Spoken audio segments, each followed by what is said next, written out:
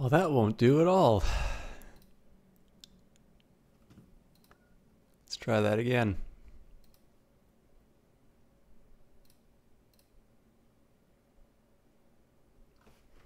Much more better. The wood grows around the walls of the mansis. As any student of the histories knows, the mansis has no walls. Christopher Lillopoli, traveling at night. Explore, take risks. Something about not knowing what I'm doing. And that is true. So, good evening, everybody. I believe I should be done my auto host. For those of you who are wondering where I've been, basically, so a week ago, there was an interview with Weather Factory. They were very kind to take some, actually not some time, quite a bit of time out and talk to me on the GOG channel. I am looking into finding a way of turning that into a VOD with a little bit better volume, but you can currently see that in the archived videos at the GOG channel. And one of the reasons why the audio was so quiet was because I needed to do an emergency run to a local game developer. And it was extremely nice of them to basically let me visit and use their internet to sort of sight unseen. Because basically my ISP is not helping. You may recall we did a BattleTech stream where I wasn't able to stream. I continue to have those problems despite having talked to my ISP several times about them. And I'm currently in the process of switching, but it's a little bit more of a complicated matter than what it was. So I've been sort of searching for some ways to do a workaround, and it's not 100% reliable. I normally wind up doing sort of like a stream test or something like that beforehand and see whether or not it's smoothed out. But so far, I'm able to do a little bit of work on casting. So that's why I've not been around. I'm still going to try and meet a goal of having at least one special VOD to upload to YouTube a week for Cultist Simulator, although whether or not I actually have any subjects that are worth talking about is another question. I'm still due for that, but I thought it would be better for me to actually cast. So if you're watching on YouTube, it's pretty much just one continuous playthrough. If you are a Twitch regular, you may not remember this particular character, but we'll do a quick recap. Alright, we're playing Constantine M. Where were we? We've loaded the game. So we've got a couple of favors, which in principle can help us out with Dr. Natalia Dragon. We have got a boatload of notoriety, and we will be gaining some... Well, we'll be... actually, I think we might... I was under the impression I'd already sort of fallen and on this level, but anyways,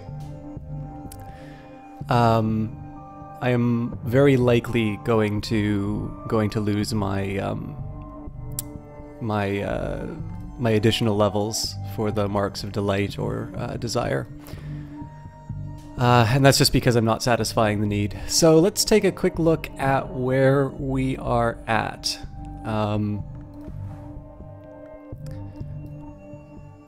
So if memory serves, I'm already on the board.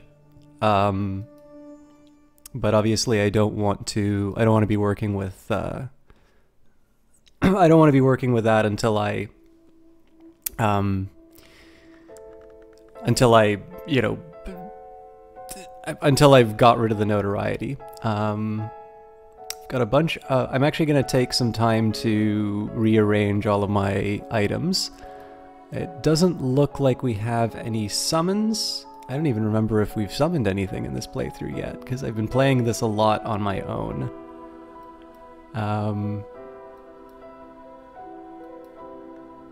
Oh, that's right. I was considering the possibility about using Dr. Redeem to learn Aramaic.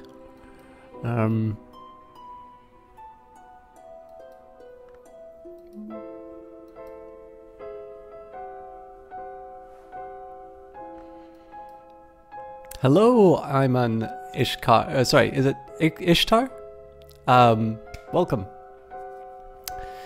All right. So I think the way I'm going to handle this, I am going to Mad King Brutus. Welcome back. Thank you very much for stopping by again.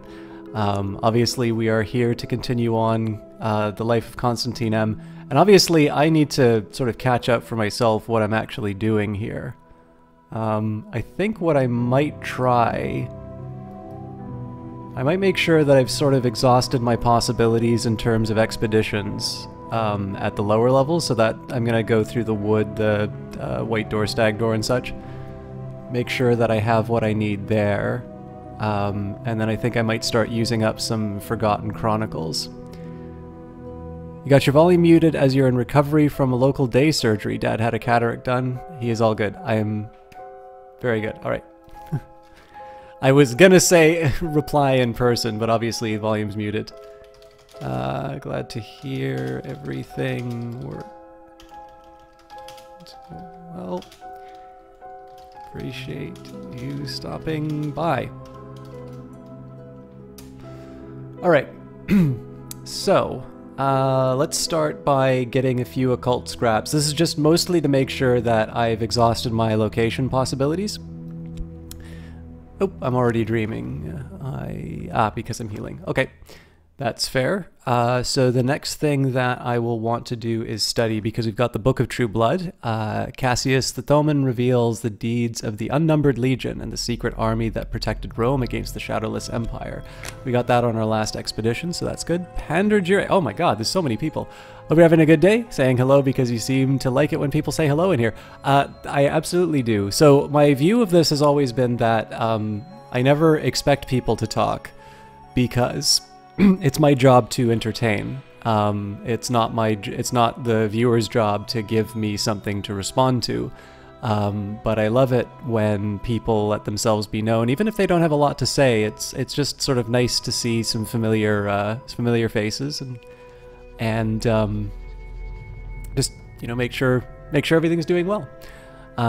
Really, the only kind of feedback I don't like is when people tell me how to play games. Other than that, I'm always very happy to see people. So, the Legion's Legate answered directly to the hour called the Tribune of Scars, and he was promised immortality if he died in battle. So we'll start studying that. Now, as far as...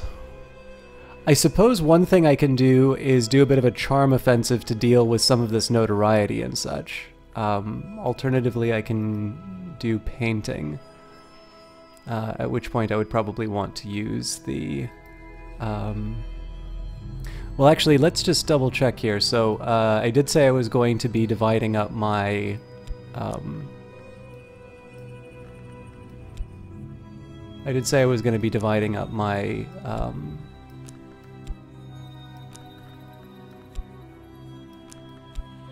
God, I've got so much notoriety. I don't think there's any evidence against me, so that's good. In theory, if I had another erudition, I could have used that to upgrade my my scholarship, but that boat has sailed. Let's move the books down. I'm going to do the filing system. Again, this is going to be a little tedious for a while. I'm using this as an opportunity to reacquaint myself with my circumstances. So I know I have a plan B if I need Aramaic now. I've got 4 books worth. And I can't remember if this is Figrin. Okay.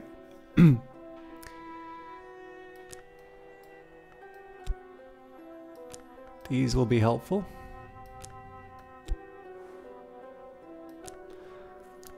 Okay, pigments.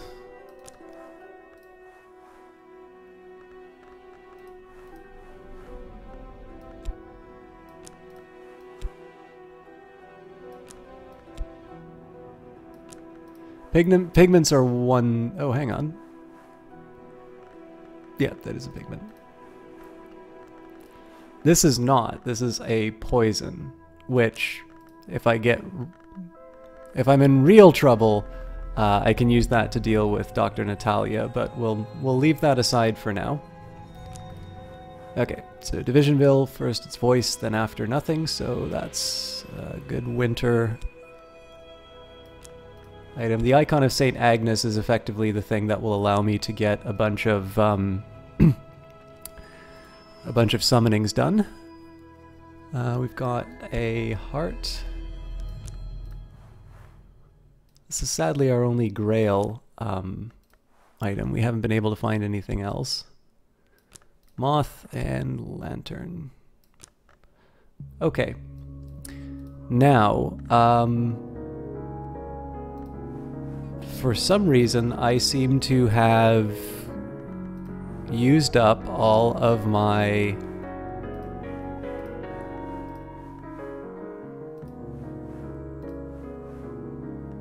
That is a shame. I seem to have used up all of my Grail followers, which is not a good state to be in, but I will persevere. Let's get a commission from Dr. Adim. And I suppose the last thing that I can do is to start...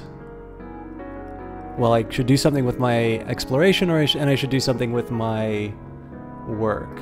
I can't work at Glover & Glover, so writing a very substantial treatise on Forge would be good, but I don't have the Forge for it yet. Let's get my Silent Disciple to go searching the city. And in theory I could summon something, so we could do something like the right of the map's edge. Oh, actually, I don't think...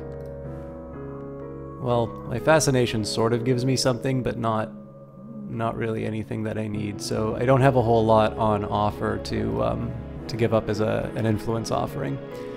So I'll maybe give that a rest for now. So you know what? I think I'm okay with doing some painting. I could try and make something. I could try and use the Grail pigment here. But I think I'm just going to try and get some money out of this.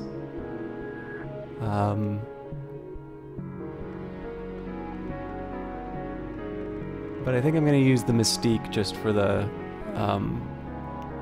safety. So let's use my imagination. In this case, just a... So I won't get as much money as I normally could, but let's take a look. What are our options for inspiration? Could use my fascination for it, but let's make a good old painting of Neville. Something to remember them by, perhaps. And away we go. Sorry about that setup.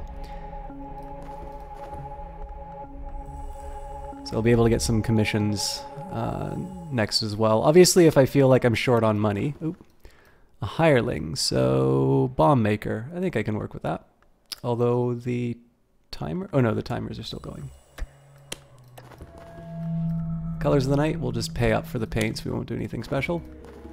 And Dr. Adim would like a commission on the secret histories, which I can achieve. What would Poppy like? I am, Poppy says with a girlish giggle, curious about, oh you know, the arts of blood and ice. It's silly, but allow an old woman her whims, will you? Alright. So we didn't satisfy the Ascension, but I'm not actually going to be doing that much to achieve it. So she would like a... Docs, thank you very much for that sub. That will take a minute to... 2 months indeed, I really appreciate that. Does painting portraits with notoriety still not give any additional notoriety? I am not 100% on that yet, John Dowson. One of the main reasons why I'm using the Mystique is it'll give me some chances to get these basically get this notoriety to tick down. I think the problem is that there's a lot of ways that you can sort of confound the experiment, because you if you paint certain things, I believe that makes your notoriety go up. So in this case, I'm okay with having some Mystique go up. But I'm not really that desperate for money, so it seemed to be just as easy to generate some extra Mystique. Of course, now that I've got the commissions, I've got something a little bit more meaningful I can do with my time. So We'll add a secret history here and a bit of reason to do the task. But yeah, Docs Gaming, thank you very much for that sub. I remember when you, I mean, it was only a month ago, but I do remember when you first hit that sub button. I really do appreciate that. And there's been quite a bit more attention that's come up after the GOG stream, obviously. So that's been it's been really nice to see some new faces as well.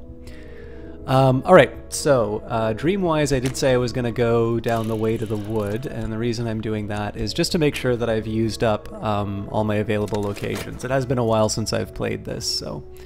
Okay, the Book of True Blood. In the final part, Cassius confesses to being a former legate. He recounts his terror of the Tribune and divulges the secret lore of the Golden General, the champion of the Shadowless Empire, the enemy of the Tribune, in a hope that the Tribune will one day be undone. So this will be helpful in dealing with our fascination, which is actually the fascination is the the biggest problem that I have right now.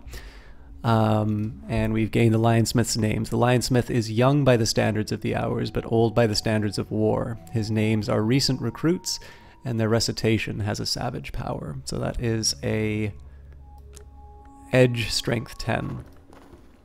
I don't believe Edge allows us to move through the Mansis, so we'll leave that aside. It might actually be worth just talking a little bit about what I'm trying to accomplish right now. So I am trying to get to higher levels of the Mansis, which means potentially working on my lantern, say, or something like that. And the main way that I'll get that is books, but of course I don't have a lot of books that I have the appropriate language for. So at the moment, I'm just sort of prepping up some expeditions. I'll summon some things in order to help me with those expeditions, and we'll carry on. But there are things that I can sort of do in the meantime, such as studying, studying whatever books I have, or just otherwise, keeping myself occupied. I'm a little, I don't have a ton of stuff that I can really do with my study at the moment. The best I could say is taking the consent. Actually, you know what? The consent of wounds is not a bad idea. So studying these two will allow me to get a higher level, which will then allow me to get a higher level of knock, which might give me some advancement. So we will pursue the lore that opens. Now we don't have spectacular chances of this succeeding, but Jannings would like a commission on Heart, and he will have it. Okay, so we've got a bomb maker. Now the investigator's not a big deal to deal with right now, and they've got Meticulous and they have Idealist, so they can't be demoralized, but we can turn the ideals against them.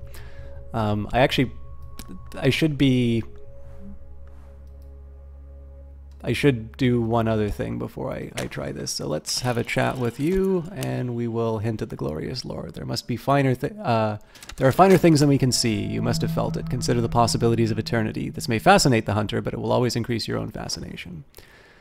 So I'm less worried about that. This is actually really good timing because we used up the... This is incidentally one thing you can do if you lock in the investigator and then add the subject. They're not going to give you as many troubles. Now, if our attempt to drive them mad doesn't work, then we always have... Well, first of all, we'll have the dread to compensate, and then I've got the bomb maker as a reservation, so...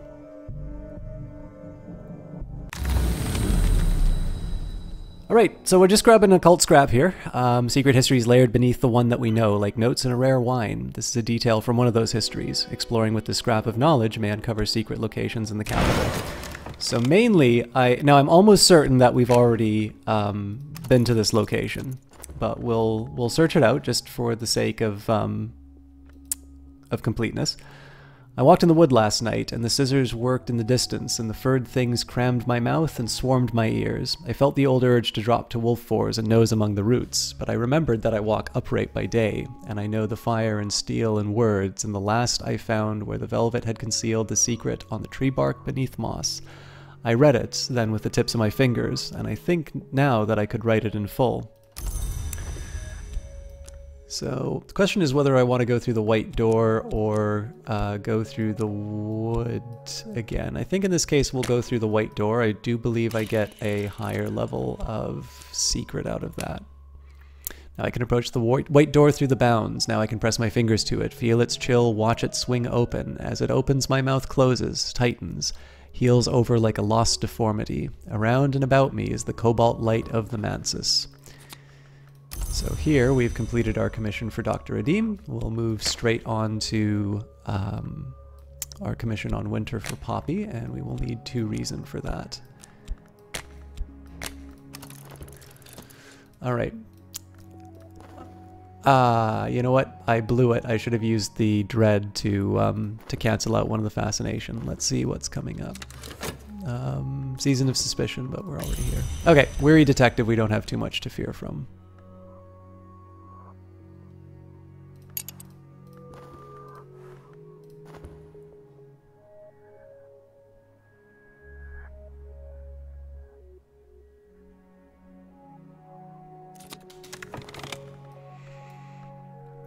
Yes, I could be something finer, but what we are is less important than what we do. The world is where we live, and I will defend it till I die. You can keep your visions. This hunter has become grim and tenacious. So, we now need to employ sterner stuff, which will be the Bomb Maker. Bomb Maker doesn't have a very high chance of succeeding, and we already know that there's going to be some evidence that comes out from the Weary Detective, but, you know, we have to live with that for now. And in the meantime, the Season of Ambitions is coming up. So the best, of course, is if we're able to off the detective through capturing them, but that may not happen. Of course, we might also get lucky, and that all this mystique gets gobbled up in the time that it takes the notoriety to expire. So we'll see if that turns out.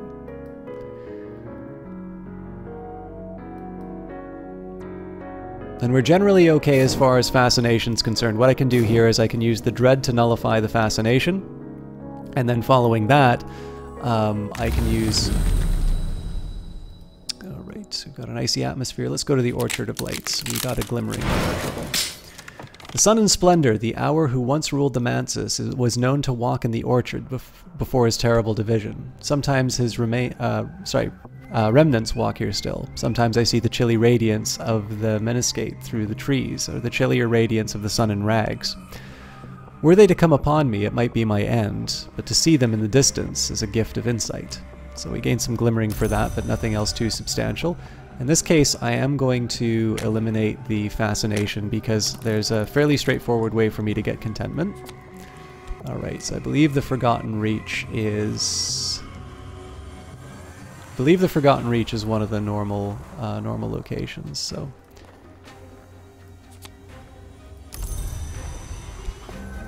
In the meantime, let's write a commission on Heart.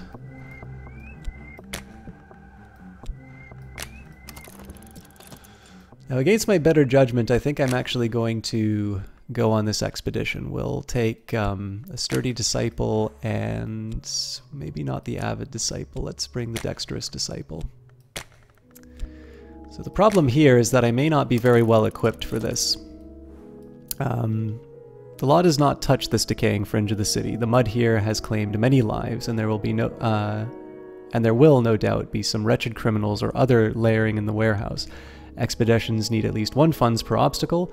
Followers will defeat obstacles. If you run out of funds or followers, the expedition ends. So we don't know what we're up against yet. I don't have a tremendous amount in terms of sort of resources I can employ to defeat anything too troublesome. But we'll do our best. My minion is not returned. They must have failed. Okay. There's not a lot that I can do with Dr. Natalia at the moment because I don't have anybody with a high enough edge, and I don't have... they're sufficiently grim, or not, they're inspired, they're immune to dreading them out, so... Okay, so Watchers. Fought, seduced, or deceived. Well, deception would be moth. And probably forge is the best for the treacherous ground. I received currency of the secret world. My patron has let tantalizing information slip. So this is mostly how I'm paying the bills for the next little while. We can chat with Poppy to give her her commission.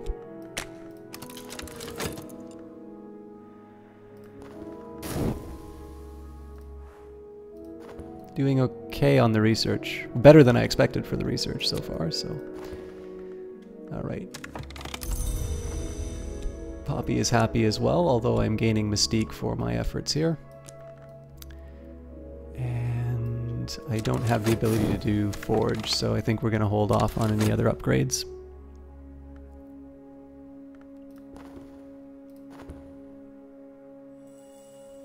I believe if I use any items right now... Sticking mud, tricksy fissures, the earth is hungry. We need lantern to show us the way, or forge to make one. Do your thing, Laidlaw.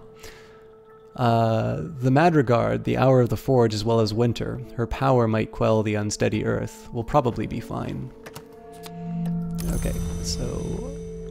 Heart's been taken care of as well, although I used the auto... Ah, there we go. Alright, composure. Unfortunately, I wasn't paying attention, so I have dread problems now. We'll work with that. And I guess I can paint again if it really comes down to it. Alright, and we're continuing to lose our Ascension Sensation, but that's a known problem. That's something I'm just going to have to accept. Okay, let's think about what I'm going to do. So I've tied up my followers into the expedition, so I think it makes as much sense to continue on our exploration of the White Door. The earth is hungry. A promising route reveals itself as a sucking snare. We have to go around and try again, so I believe that means I'm going to lose one of my guys. Alright, so Janning's got his goodies.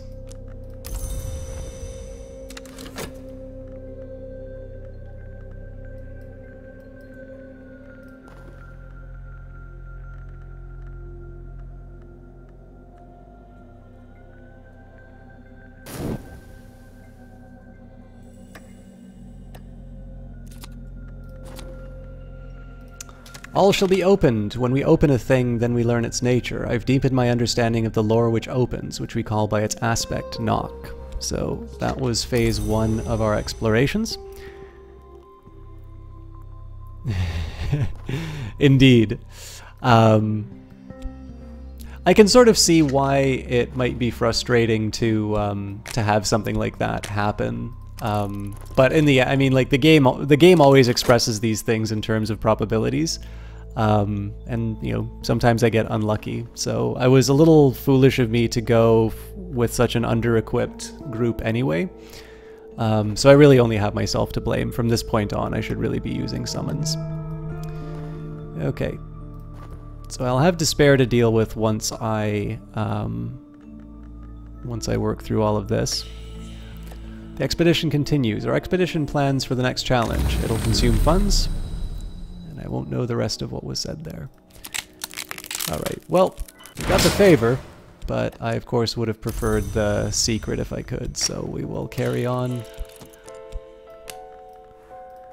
Who did we lose? Looks like I lost my Edge Disciple, which is not great, but it's better than nothing. Actually, that's gonna suck when I have to deal with the denizens, but... Alright, and there's that notoriety being used, so... Dr. Idim is ready for a new commission.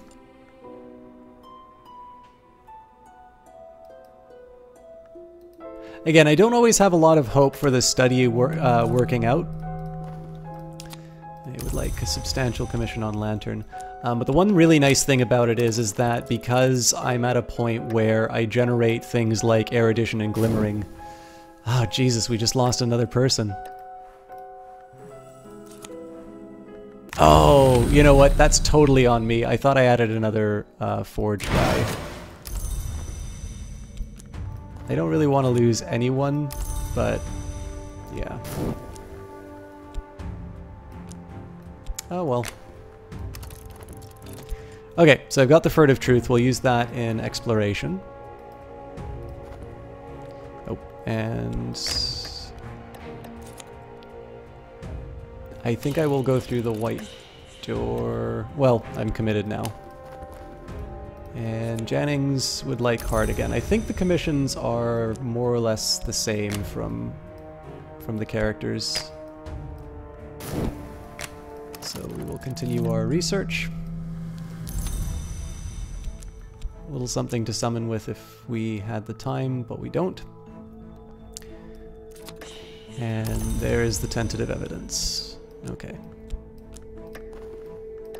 Logistical difficulties. Okay, so we lost the low-level disciples. I'm reasonably okay with that. So we'll take our lumps, we'll abandon the expedition, and instead we'll use the... I think I'll actually use the Ecdysis Club, because it's likely I'll gain a contentment from that.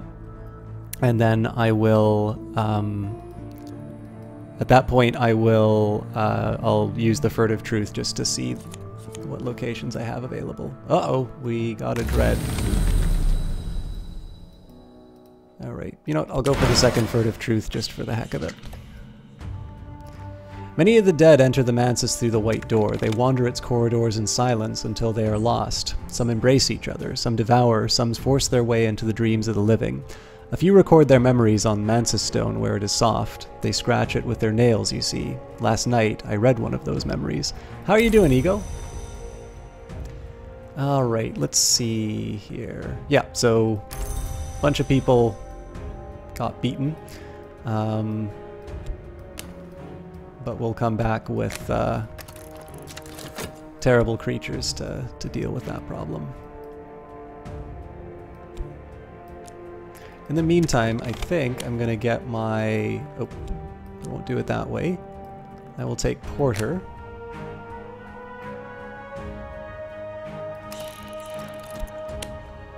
And I will send Porter to deal with the evidence.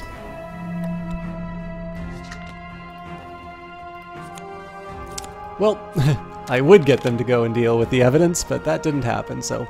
Lights go down very gradually, and as the performance ends, there's no applause. We each drift into the street, alone with our dream. So this will make things a little more difficult with... This will make things a little more difficult in terms of getting back on track at Glover and Glover. I'm okay with for money in general, but it could be higher. So let's check out the Furtive Truth. And dream-wise, I think we can go through the stag door. That one probably uses reason.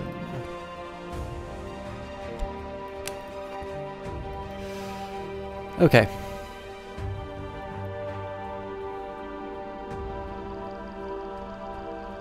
So the good news is there's no notoriety for me to worry about right now. I am going to need to be going into the Mansis to gain some...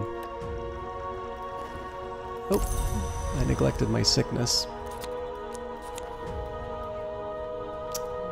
When we learn to open a thing, then we learn its nature. I've deepened my understanding of the lore which opens, which we call by its aspect, knock.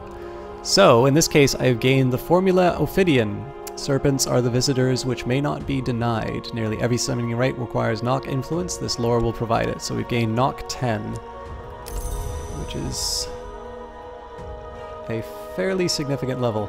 In fact, what I'm going to do now... I have no idea where that reason wound up. Oh, it's right here. I'm going to do something slightly different. I believe this should give me the spider door. It does. In dreams, the silken sands are the place that whispers. Grey grain sifts, grey weeds quiver. I know the words that open the wind, and the sands will permit my passage.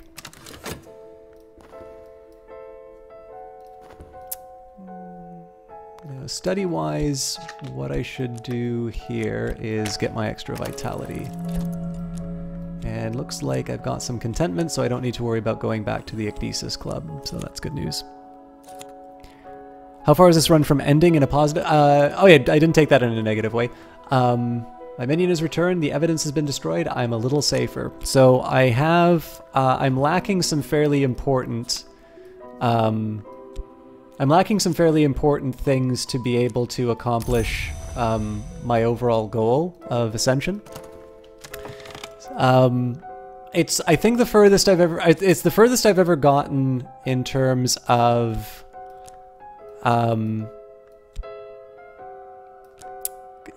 like a stream playthrough.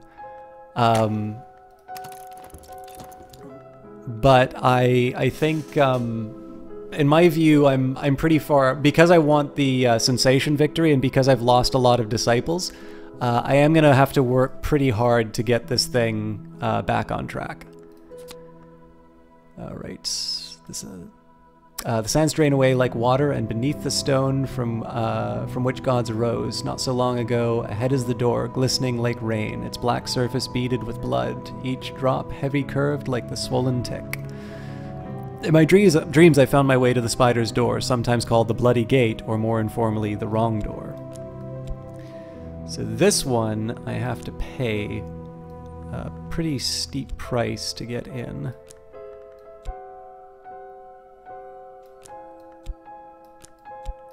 I'm not going to touch any of that quite yet because I do want to deal with my affliction. So the main thing that I want to be getting right now is added... I want to be getting the added... got the Course of the Heart. This fascination is going to become a problem. I can probably use it in a painting though. So let's do that. I will use Mystique and some Passion.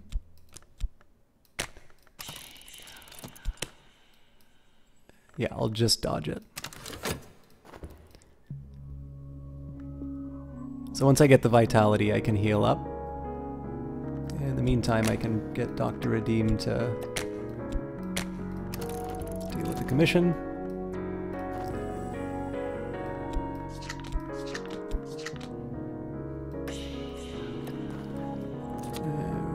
Paints, more Mystique, which I'm not too worried about.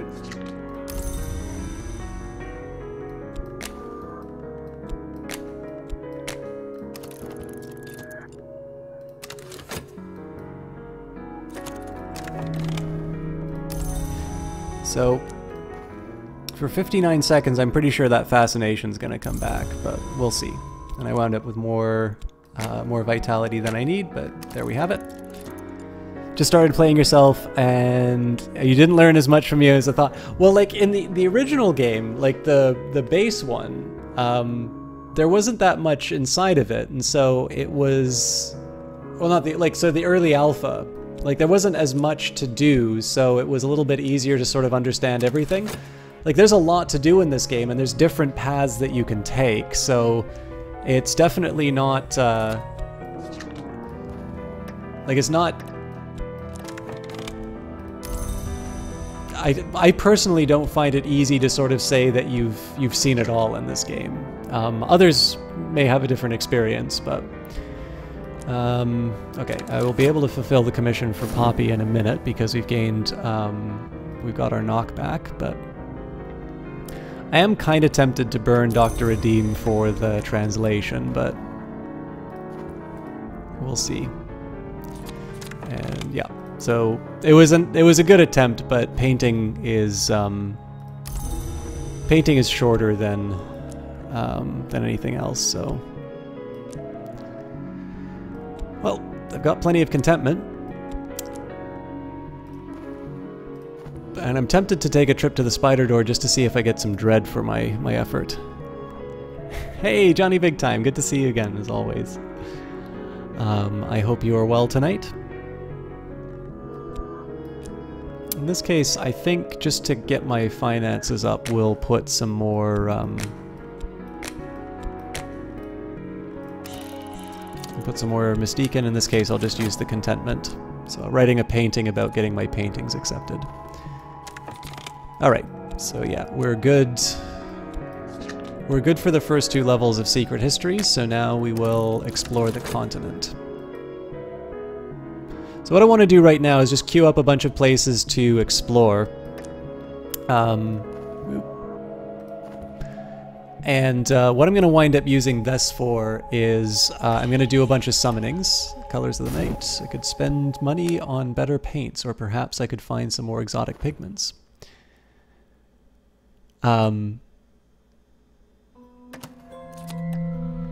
That's our last level of the desire. Let's try the spider door.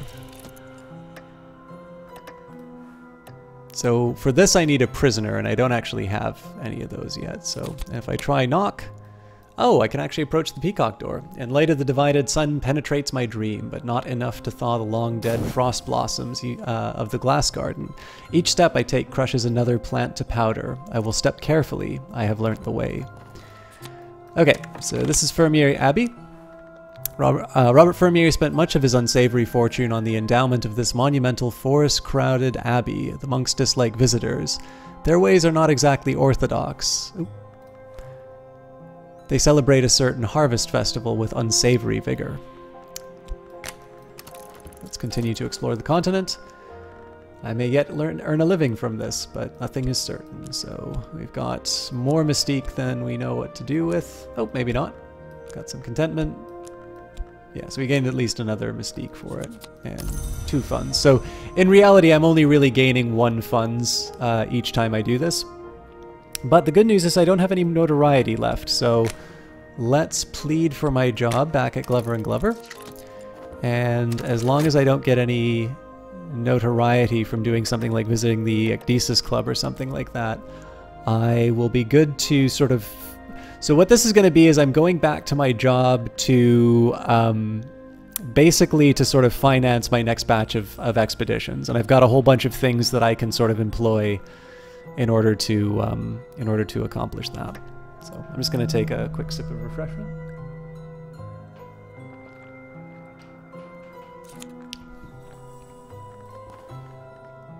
All right, I've been offered another chance. I am apparently expected to be grateful. So let's keep working at Glover & Glover. So what's happening here is, as long as, if I ever get notoriety, the days are past when I could head home after lunch. My colleagues have begun to suspect what I am. They know nothing of what I could be. So I basically need to keep my nose clean. And here, the red grail has warmed me. Its thirsts begin to dry my mouth and itch my hands. I know this to be the 3rd mark. So we're gonna sit tight on that for now. The peacock door, proud and shining amethyst, its glow tinting the snow-pale shapes of the glass garden. This is the highest point where mortals may penetrate the mansus. No crack mars its surface. This is not a door that opens, although it is said it may bleed light.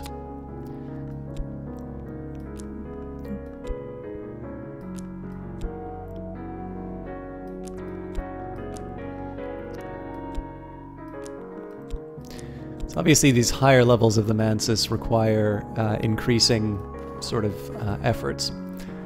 But in the meantime, what are some things that I can do? So one of the challenges I'm running into is that I've used up a lot of my followers who are particularly useful. Now, that doesn't mean that I can't do anything about it. It just means that I've made life a bit more difficult as a result of this, as a result of the, you know, some choices I made a little bit earlier on in the playthrough. I think I am going to investigate the Peacock store, and the only thing that could possibly work here would be the Division Bell, but no, that doesn't work. The Moonstone's probably not going to do the trick either. I was thinking, like, the light would be the argument here, so... In my dreams I know the path through the glass garden to the Peacock's door, the most admirable of doors, the door which shines like a mirror. Perhaps, with the right resources, I can pass it. Of course, the challenge is I don't have the right resources, so let's talk to Dr. Redeem.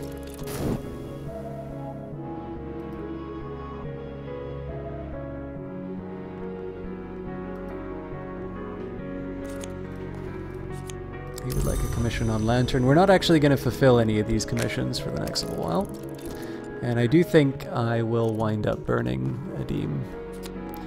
Alright, the Vanderschaft Collection, a cramped little museum in a provincial town, long closed to the public since the outbreak of a peculiar rapture in the room where they kept pressed flowers. Only the very curious would ever pay attention to the place, and its close-warded storeroom of ill-omened treasures. Okay, so Jennings would like Edge, which we can satisfy.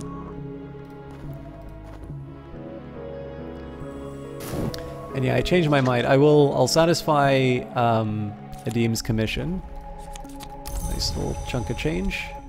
And then I'll take the opportunity to learn Aramaic so I can study some of those other books that I have. The Peacock's Door is purple as the sweetest gem, its ripest fruit, and the most depthless prose. It takes my reflection and returns nothing. When I wake, I won't recall my dream. Interesting. Okay, let's try the Spider's Door then. Again, I don't have anything to offer, but...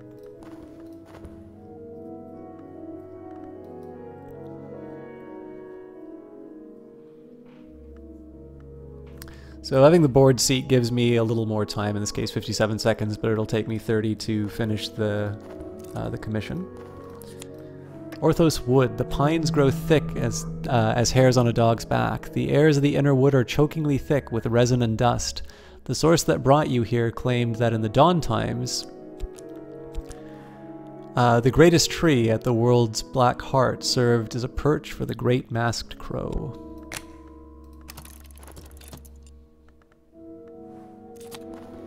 I finished the manuscript. Get back to G&G.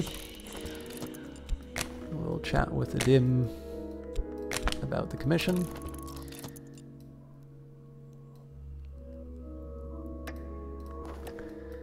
Here in the folds of dream is the door, glistening black like the abdomen of a scalded wasp, ever marked with ever-shrinking spots of blood. I've not satisfied this third. Ah, damn it. Anyways, we got contentment, which is normally nice, but I'm looking for something a little more dreadful, so... Yep, Dr. Adim is exhausted, so we'll hold him for now.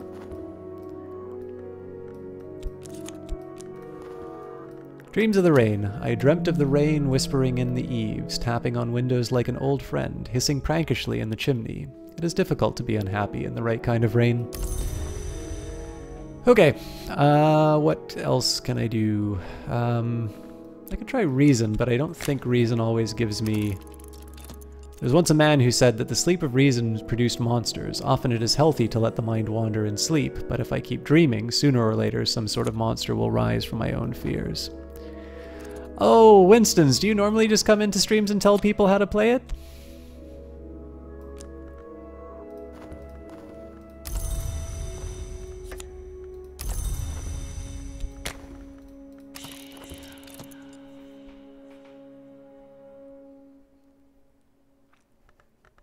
Do one more Forgotten Chronicle. I believe this is the last one that you get. The Unnumbered Stones. Megaliths placed in obsessive, inerrant rows by priest casts long dead.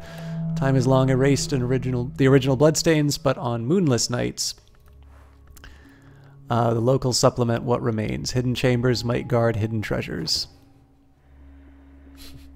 Well said, Johnny. Well said. No matter what I do, it will never stop. A pro tip for people who like watching Cultist Simulator.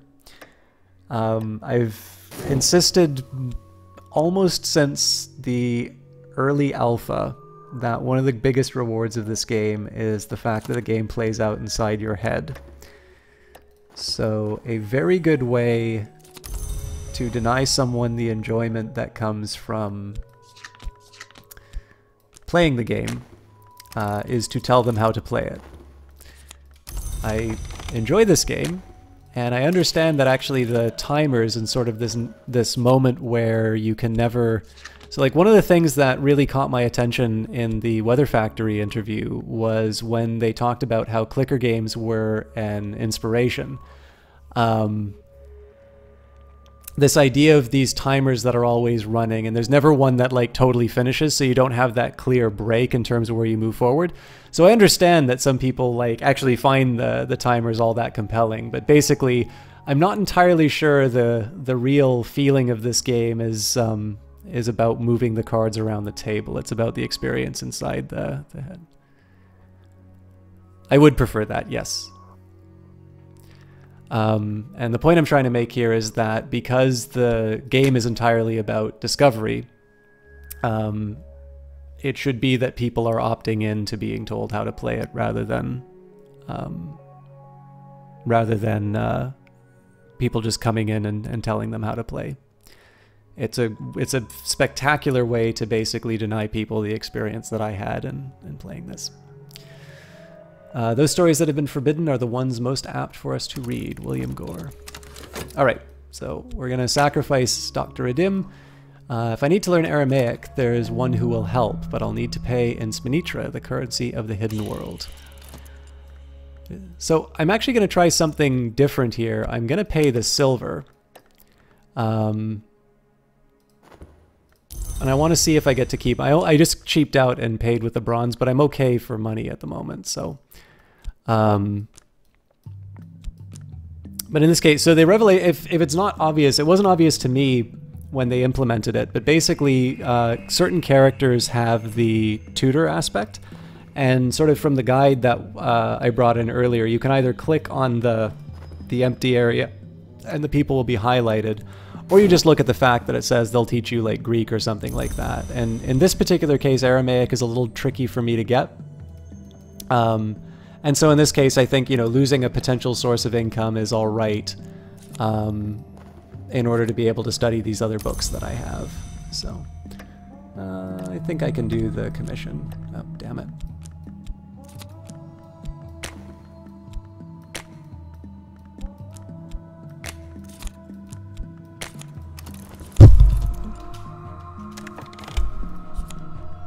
Okay, so neat. So I don't know if it was a bug that I encountered or if I just didn't pay him enough, but it seems that Dr. Adim does not get lost now when I do this. So the language of the visions of Amram, the book of Daniel, and the account of the Kanishk at the spider's door.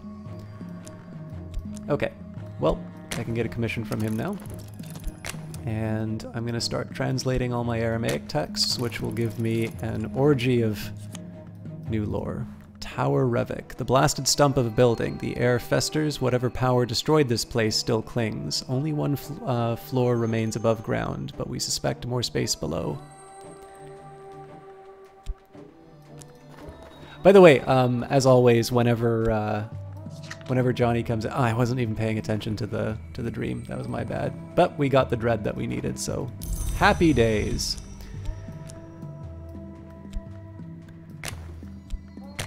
Yeah, so actually it's absolutely worth mentioning right now. So Johnny is a madman and is doing an insane amount of overtime at work, so he's not had a chance to cast as often as I would like. And the reason I say I would like because I tremendously enjoy Hunt for Treasures in the Rending Mountains. The Rending Mountains, it has been said, tear the flesh of history. It has generally only been said by people like Christopher Alopoli, but still, they are a good region to find the places that daylight history does not recognize. And Adim would like his histories again.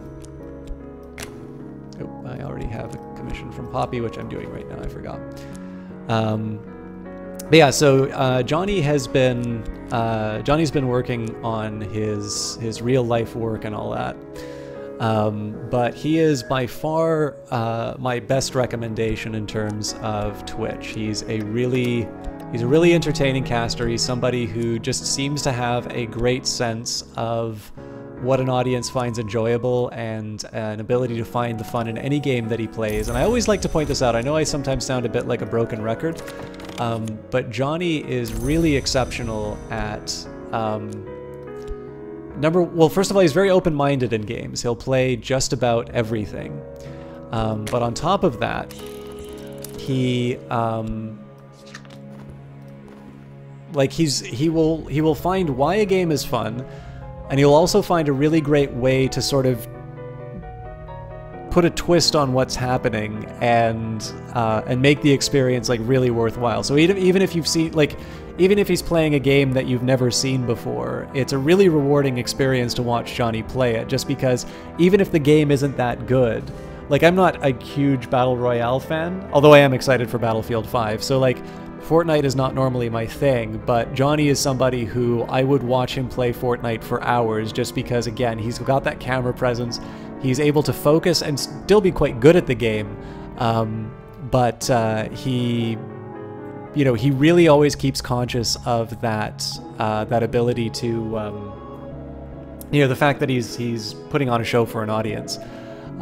So I get a lot out of watching his cast. It's always a great pleasure to have him in here, because I don't know, it's like having, I'm a big fan of his, right? So, whenever I get to see a caster who I really like stop by and talk about games, it's fun for me. But I definitely encourage you guys. Actually, I'll do a quick shout out here. Johnny, there we go. If you guys do hang around on Twitch and you're looking for things that aren't just exclusively Cultist Simulator, I would strongly recommend checking out Johnny Big Time. He's easily one of my favorite casters on Twitch. Alright, so what did we just translate? On Matthias and the Amethyst Imigo Pursuit, an account of an occult romance. A certain mech claims to have written this in a single night as part of his initiation into the Theban branch of the House of Leith, that order of immortals who use arts of water to conceal themselves. Alright, so I'm just going to mainline Aramaic for a little while.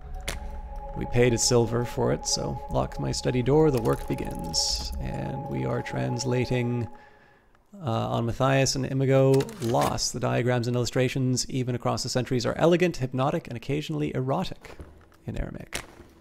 Are they erotic in Aramaic or just in Aramaic? You decide. Alright, Hunter's Pits. The Tearing tribes enlarged this cave system, digging shafts, preparing traps. It may have been a place of execution or a proving ground. In either case, it's scarred and the tribes don't want it. Or sorry, it's sacred and the tribes don't want us here. If we survive them, there is still one more terror in the cramped tunnels. Well, that sounds like a fun place to go. We got Dread, and I suspect I'll be getting that from Moth, unfortunately. And we've got Season of Silence coming up. Okay, so let's figure out what I want to do. I think Oriflamme's is already exhausted, so I should probably be going through the stag door until I find... a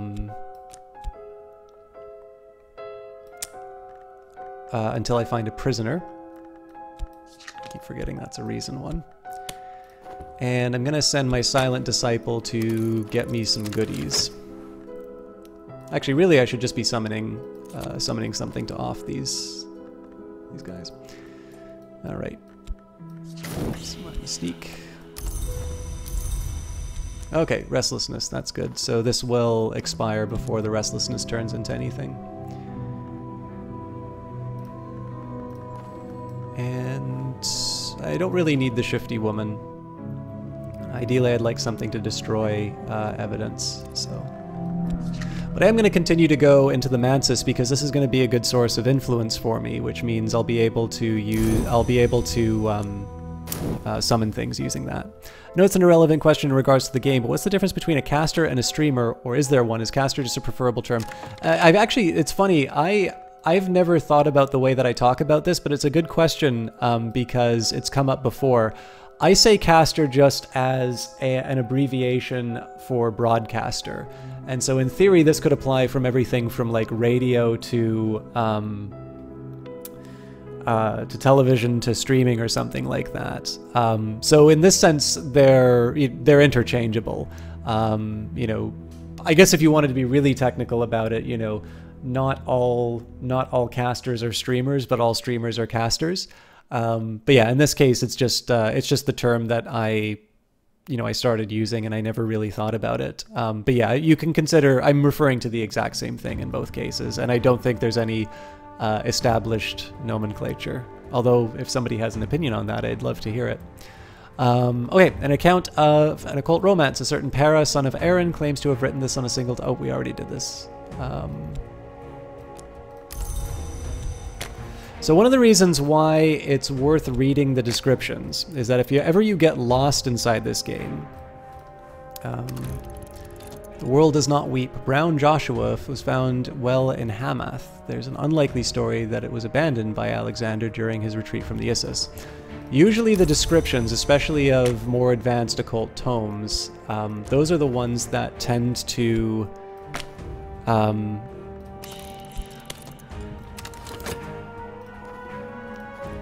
those are the ones that tend to give you little instructions like what you might need for that next step of ascension through the Mansus. Now, obviously, we've already made our way to the Peacock door, so we don't necessarily need that information anymore.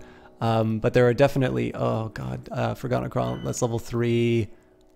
We've already got the stones, so we will take the Ascent of Knives, and we've got an Urgency of Appetite. It is difficult to control oneself. A 6th order influence, significant resonances, or correspondences. This can be used in some rites to summon minions. Now this will be a little tricky for me because I think I'll get into trouble at G&G because I'm spending the time painting. But I think I can live with that, to be totally honest. But this will be a summon that I find helpful. It's a really cool language thing. You love languages, and that makes a lot of sense. Yeah, it's not a set rule, and when you think about it, like, it doesn't really make a ton of sense. One thing that I do notice is there is an old term of shoutcaster.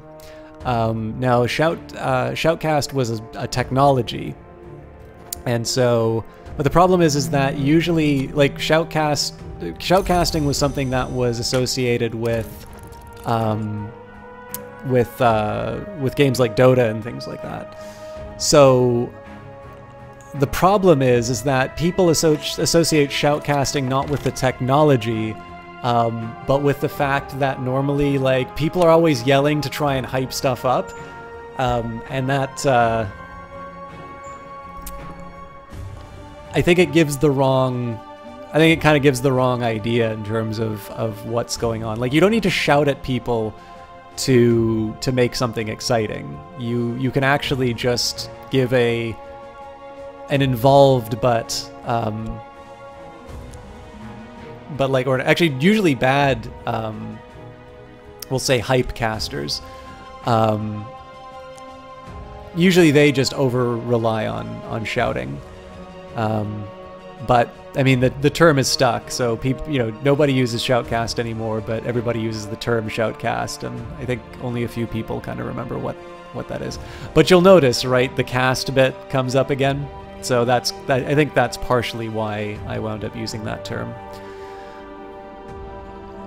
Right, I think we've got one more of these things to translate. We do. And I'm willing to sacrifice my job at Glover and Glover. So there's a couple of ways that I can go about the ritual. What I'll just do here is I'll add the icon of Saint Agnes, and the main reason for that is I know that this is going to be the instrument. Like, I need knock. This is the only knock thing that I have, and the only influence I have is the Grail here. So if I add Moth, I might contact something shapeless. If I add Forge, I might contact a seductive savage power. So the Orison, it's not great. Great power, Grail, significant power of Knock, and some Forge. So it might actually be the Grail that's... I think that's the Raw Prophet, if I'm not mistaken. So instead, let's take the Moth. Summon one of the more bewildering creatures of the Red Grail. And in the meantime, we will carry on back to the Stag Door.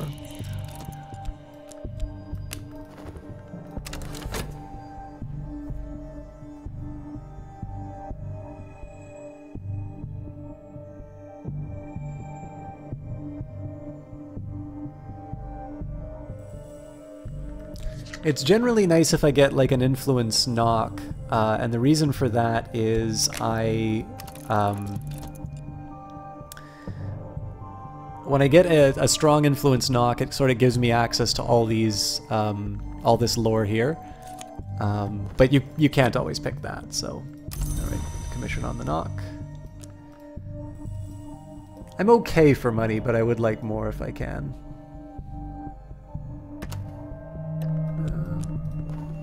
Bleak thoughts.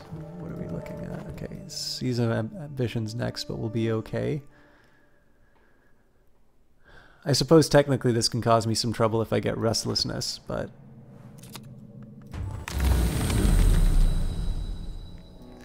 A subtle rupture. Well, I did say that I wanted knock, so... Oh, this is the raw prophet. Okay, cool. It enters the world one limb at a time, questing like a serpent, cawing like a crow, throbbing like a vein. It will cuddle close against my leg if I let it, and afterwards I will have to dispose of my shoes. Sometimes it divides, sometimes it unites, and sometimes she speaks words of warning. Sometimes he advises on appetite. Its prophecies are confusion, their whispers confound. Okay. So I've got the subtle rupture, so we'll add that to the offering right away. And in this case, let's just go for maximum. Okay, so if I add lion, heart, or winter, so the bone flute, summon a creature for the sun and rags. I'll need very significant intensity of winter. Oh, hang on, nope, the division bell is the stronger of the two. There we go. A deep winter's cold to name and draw the maid in the mirror, edge to match her keen cruelty.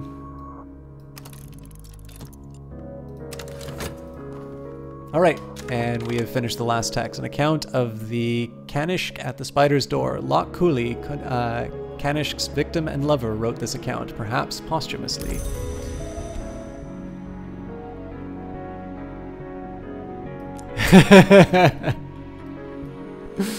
Alright, so let's read. Kanish sought to become a name. In pursuit of that end, he made Lok Cooley the vessel of his appetites, promising Lok that they would ascend together. At the spider's door, he betrayed his lover.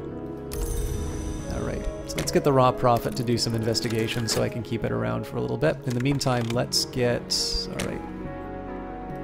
Talk to Dragon. Meet the bomb maker.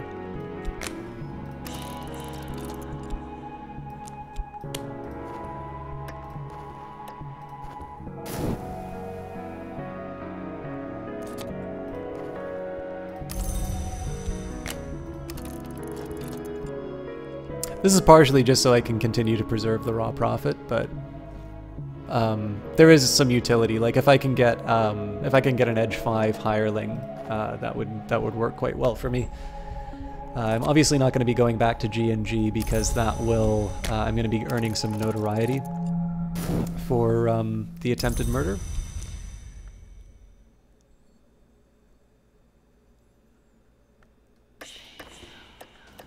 Alright, well, it's a hulking fellow.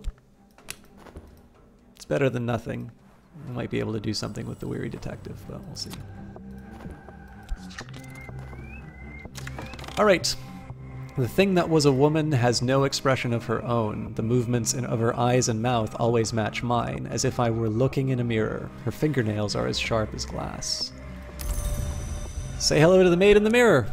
The ascent is glass, the walls are knives, each step is blood. The dead who rest before the new cracked mirror, who pass through the peacock gate, who master the sharp stare, those dead enter the service of the sun in rags. And the Chiliarch listened to the betrayal and then forced Kanshik into his service. The Chiliarch cannot be denied. Lok Cooley remained to write this work and to describe the outer magics of struggle and contest. So here we've gained the operation of the Labite, a series of mystic exercises that require both dedication and terror.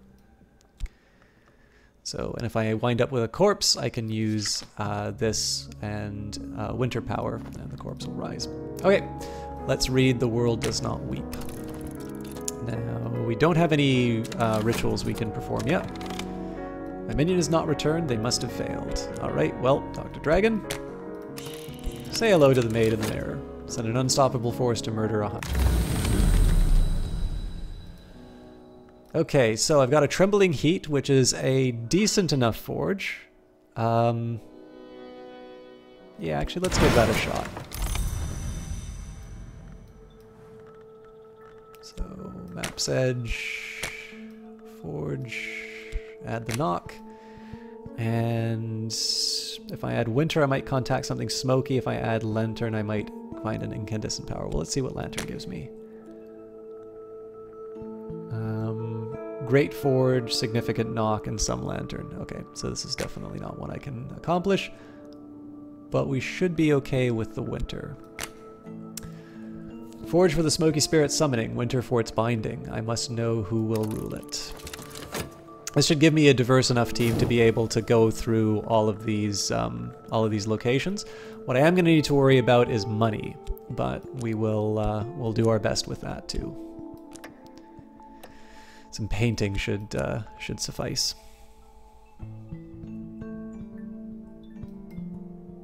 Of course, that's just in time. These won't give me a whole lot, but I'll clear through them, and then obviously Fermier Abbey and things like that will be sort of my main source of. Oh, I forgot to dream again. That'll be like my main source of new books and such. There's actually some really cool ideas in terms of how you can find the languages in this game. But man, imagine getting hired by the Raw Prophet.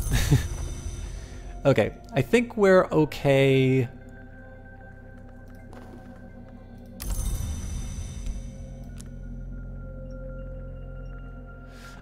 I think what I'm going to do here, we'll send the Hulking Fellow and the Raw Prophet on its own. And then we should be able to add the others. So I need Forge, and I need... Edge should be able to handle that as well.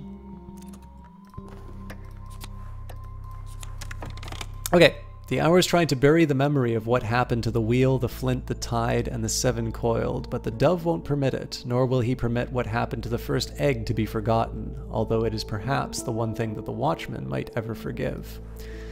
This is the Invocation of the Ivory Dove. We're obviously using the same in our summoning right now, so that's going to be nice because we'll be able to study it to upgrade. What is the Raw Prophet? You've never seen it before? It's a summon ego, so it's something that I brought in from Worlds Beyond, and it's something that... so they're not all super powerful killers. They all have different aspects, but it's useful for what I need right now. So this is the Right of the Beast division. The assistant's name is taken from them in place or on an occasion of power, and they are divided into 9 parts. They used to be hunted like an animal too, but times changed. This is another ritual, and I've got more winter. So now we will study on Matthias and Amice Imago Loss. Actually, I guess this is the first volume. Matthias defied us to hunt the names of the moth in the wood to populate his pinned collection. The amethyst Imago had dallied with the witch and sister, but she'd returned to the wood to plead the moth's pardon. The moth, as a whim or a penance, sent her out to lure the long to a slough of nightmares. Alright, so rebellious spirit. In this case, I will try to use the passion. But no one could have survived that. Now and then, tenacious hunters somehow survive attacks that should have killed them, but their luck always runs out in the end, and there are other ways to destroy a hunter beside physical assault. Not this one. But we do have 5 seconds before I'll be able to add another person. So in this case, let's try and make this guy go mad.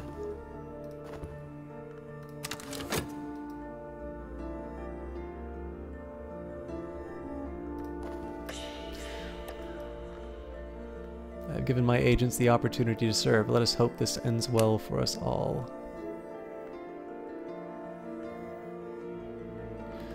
So if treacherous ground comes up first, I'm in a bit of trouble. I'm succeeding. Alright, good news. Got another subtle rupture, so I can use it to summon something again, but in this case we'll go to the Painted River, and we found the Hidden Epic for our troubles. Good news. That's level 8. So that's 1, 2, 3. Yep, that's definitely one that I want. We'll head straight back. Until I find a body, I'm basically going to continue going through the stag door. My summoning will obey my wishes for now. Okay.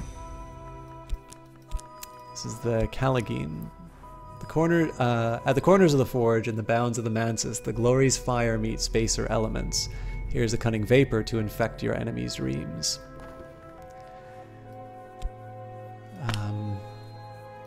In this case, I'm actually going to flip it out.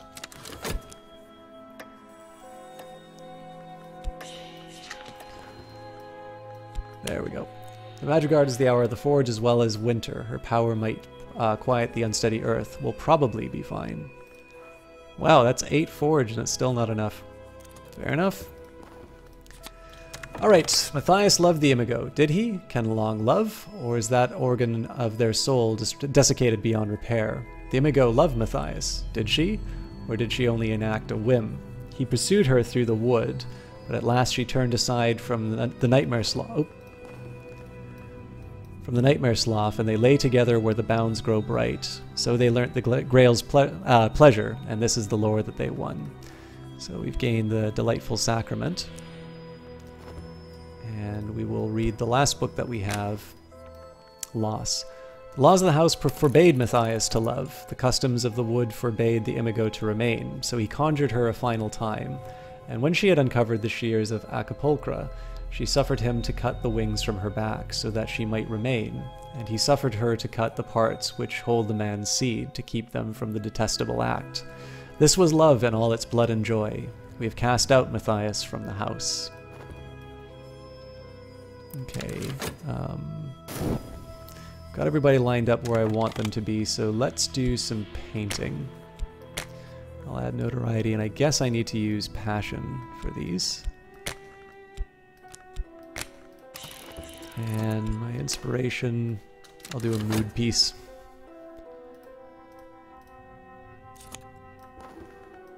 Visions of Glory. The hunter scoffs, but you can see the urgency.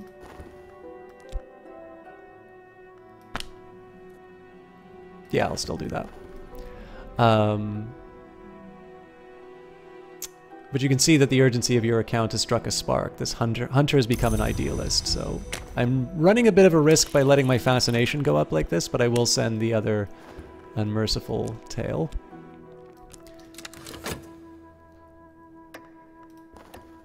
Safe across treacherous ground. We're mud splattered and thorn scratched, but we've made it through. So we should just be able to totally own these guys, the Watchers. And we'll pay up for the paints.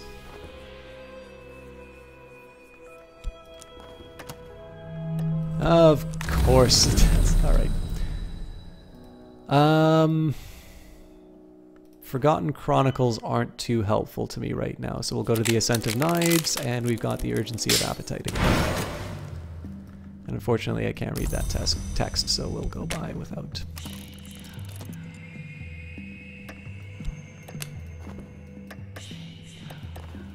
The expedition continues. Our expedition plans for the next challenge. It'll consume funds. I can add funds now, or I could send another follower. I'll do no such thing.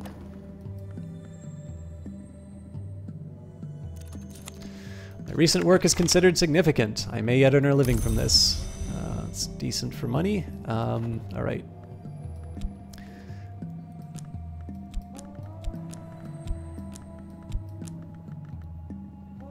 I'm just going to keep doing this. This is going to advance my notoriety, but this will be actually helpful for getting some cash, so.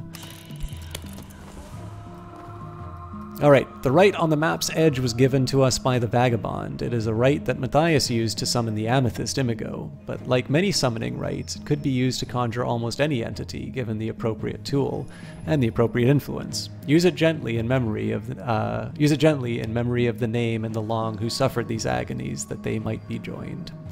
So obviously we're using this information already to do our summonings, but it's helpful. And we got another copy of the Right's Edge, but it'll vanish because you can only have one of them.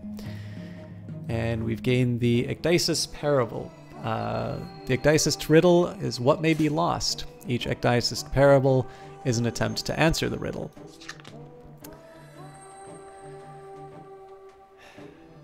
You guys really like telling me how to play this game, don't you?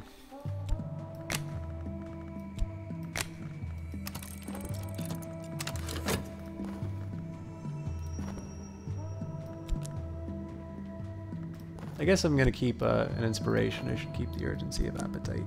I already have what it gives me, but... Alright, so we should be able to go up the Peacock's door. It's only 24 more seconds. Of course, I've got a second fascination now, so that's going to be... Your account is too much for the hunter. Their eyes grow wide and bright. Their smile becomes dreamy. In the days to come, they will forsake everything they once knew.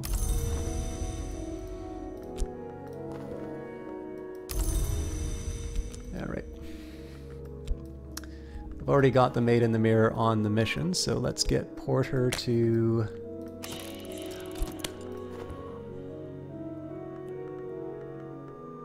How you doing, Red Pain? Or, sorry, Red Pain?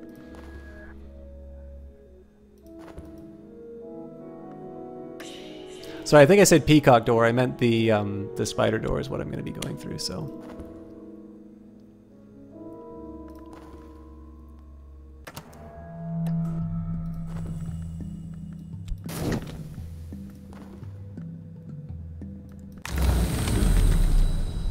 that's Moth that's being used on the Watchers right now. I wasn't paying attention, but all right. I visited the Ascent of Knives last night, that harshest of roads through the house. It has been sacred to the Meniscate and the sun in rags since the intercalate, when the true sun was divided. When I woke, my room was freezing. The chill of it had cracked the window glass. Alright, so we'll take the way to the spider's door. In my dreams I know the path through the silken sands to the spider's door. If I slake its thirst by spelling fresh blood before I sleep, it will open to me. Provide a blood sacrifice to satisfy the thirst of the spider's door, or with the right lore, find the way to the Peacock door, the door where light is spilt like blood. So, we'll use the lunatic for that. The spider's door is always thirsty! Always. The blood I have given leaks and threads and spills through the skin of the world. As the door drinks it, and a moment's satisfaction swells its opening until I can pass.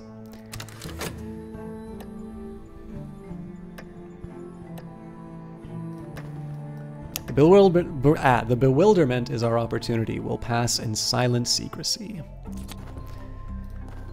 Alright, my recent work is considered notable. Let's think about what I want to do.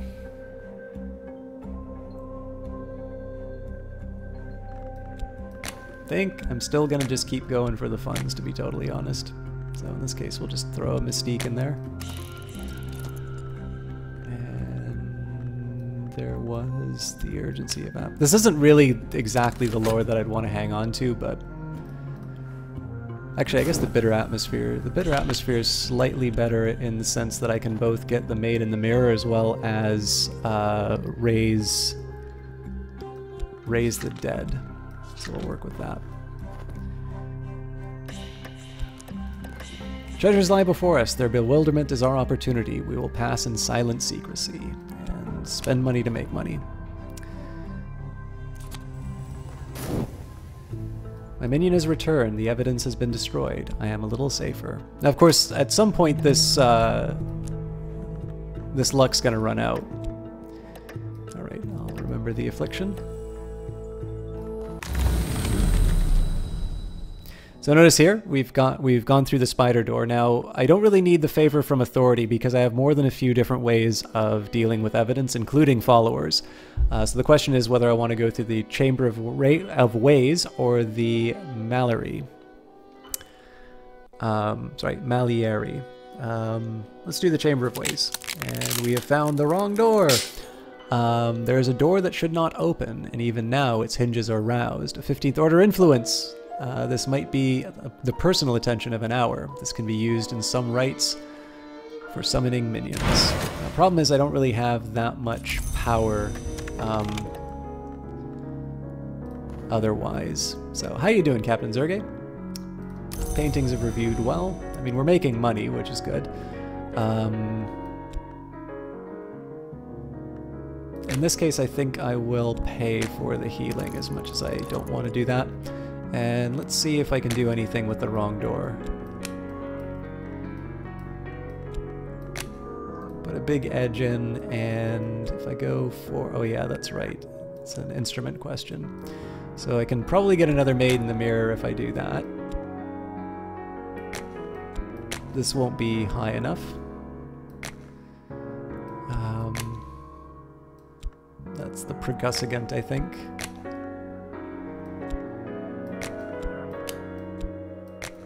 And this lantern almost certainly won't be high enough. That, I think, one is the hint. Well, it's the same playthrough, but I have gained a little bit more. Unless, of course, the last time you saw me playing this was the Weather Factory interview, in which case that would be very true.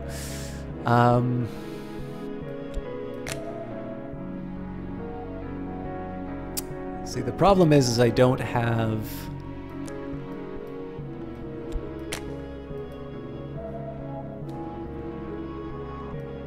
Ooh, winter might be interesting here. The Voiceless Dead. That would help me with evidence.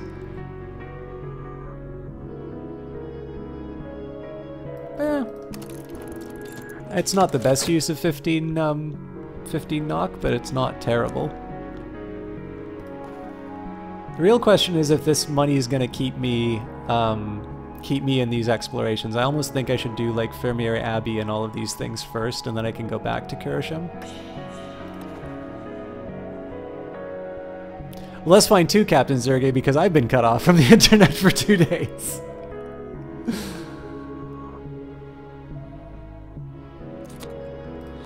Alright. The Watchers were guarding crates sealed with thief-signed ribbons. This was not a lawful operation. The owners of the cargo may not be pleased with our meddling. Alright. Well. This is why I won't be going back to G&G. Okay, well, none of that's really all that impressive, but that's not a terrible haul either. So let's get a little cleaning done. Maid in the Mirror will pay a visit to Dr. Natalia Dragon. Cracked Moonstone. There is a way that I can repair this, but I won't do that quite yet. What I will do is... Let's go straight to Kirisham, actually.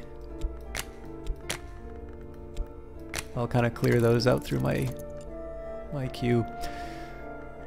Slink along the streets to the once fine townhouse, surreptitiously case the back garden. Odd stories circulate about the woman who lives here. She might be an adept, a collector, or even a rare thing called an emposa.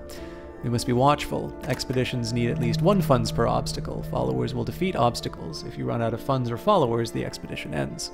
After waiting 2 weeks to have it installed in your move, you went back to Videotron. It was installed next morning at 7 AM. Yeah, I'm actually going through an ISP change myself, and I will be very happy. I have Rogers, and I will be very happy to be rid of them. Okay, so we are okay with the...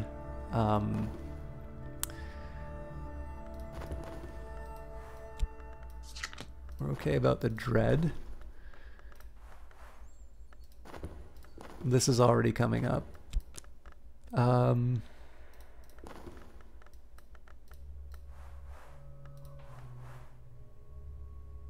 Forge or knock?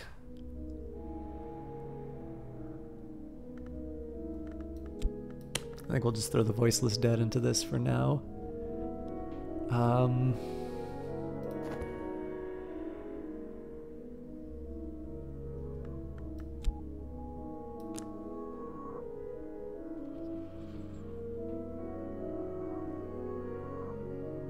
I think I'll still do the stag door, and I will keep painting.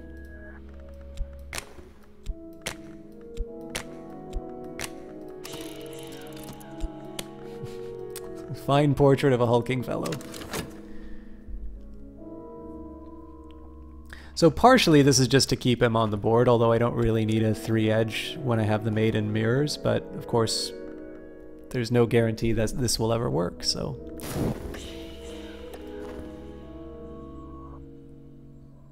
The nice thing about keeping painting, of course, is that it also gives you glimmering, so it does mean that while you're doing things like this, when you're trying to improve different bits of lore, it increases the chances that you don't get thrown out, so... Alright, so we're not actually using Edge against the Watchers. I don't really need to bring the Maid in the Mirror in, but... No one could have survived that. Well, she's done it twice.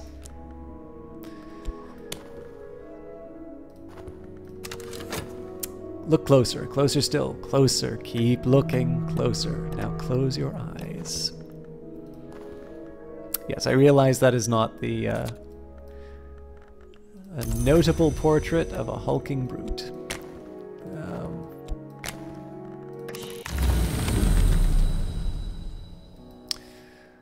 Subtle rupture, so I can summon... That's another knock. Let's do the painted river. Oh! That's some bad luck. What are we looking at here? I mean, it's not really likely that this is gonna work, but...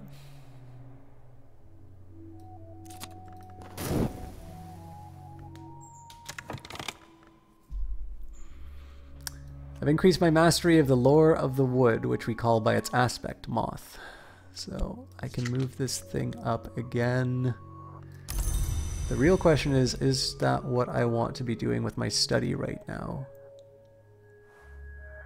I mean, technically all of this is really just busy work at this moment while I'm waiting for new books. And I'm not going to get new books from Karashim or anything like that. I'm really just going through the motions here, but we might as well.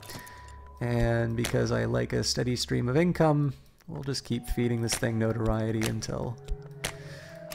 Arguably the better use for that minion, by the way, would be to betray them and stick them in the cupboard so that I can access the spider's door again. But on the odd chance that this thing knocks out the hunter,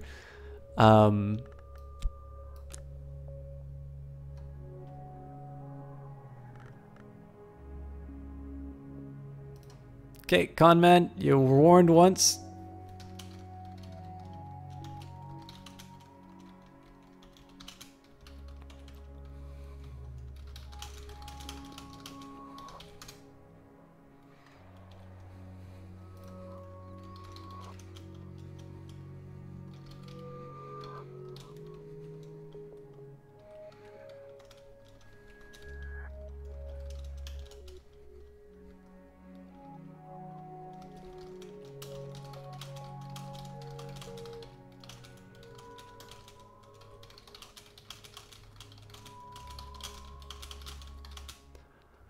Carcosa Black has it right.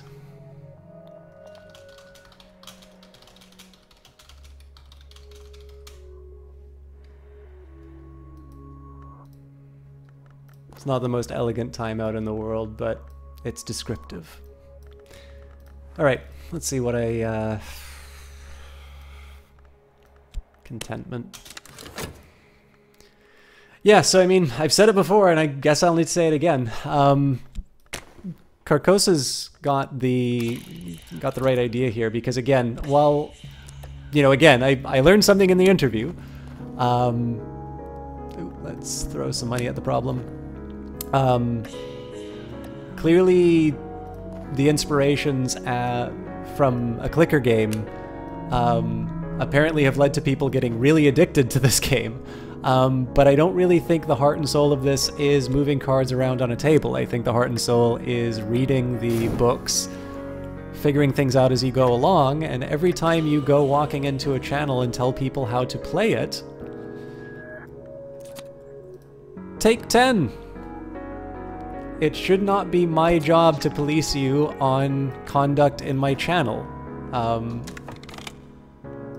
I don't know if you normally go into other channels and tell people how to play games, but especially when I've given you explicit instructions. I did not time you out the first time you told me how to play. I told you not to, and then you had to jump in, and then you needed to sass me about my stream title. So you very clearly need some extra time to think about this. But yeah, oh god damn it, I got the right guy. Okay, I'm sorry, Carcosa, but I will undo that. And I do owe an apology to Conman because he's already out. But yeah, guys, it's best just not to tell people how to run their channels, all right? Carcosa has it right in terms of not telling people how to do the game. There's a reason I don't write no spoilers. I have modded for multiple channels, and writing no spoilers just invites people to litigate about the issue, and I wind up having conversations like I'm having right now, which is focusing on, you know, litigating the issues, saying it's not my job to police people. No, Carcosa, I totally thought you were con man. That was my bad. But yeah, this is a big thing, right? This is why I don't have no spoilers. It's like, it should not be the streamer's job to tell people not to ruin the game. And I mean, I've said it so many times on this cast here. I really don't know how else to get it through to people. But anyways, that is totally on me. I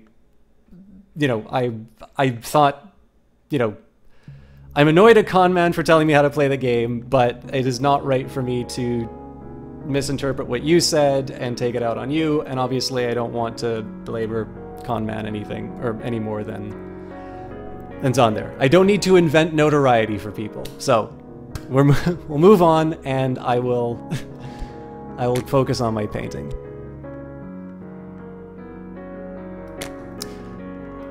Yeah, well, I mean, like I said, I've learned that there are actually people who like this game for the timers and the clicker elements, but I don't see there being much of a point in playing this game if you're already going to know what all the cards do.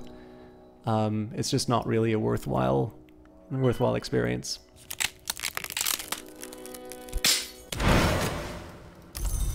And I realize too, this is a bit of a oh, damn it. I should have done something else. The internet has ruined a lot of exploring. I would really like to see games use NDAs for complete content. Well, I think, what was it? It's one of these...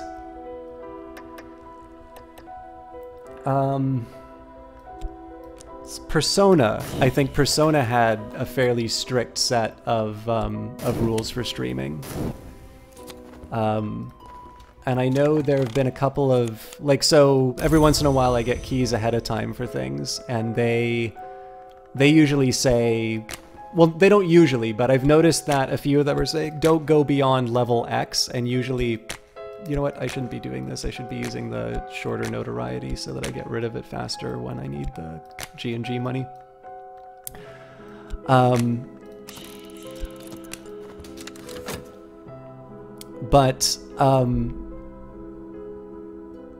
Sorry, where was I going with this?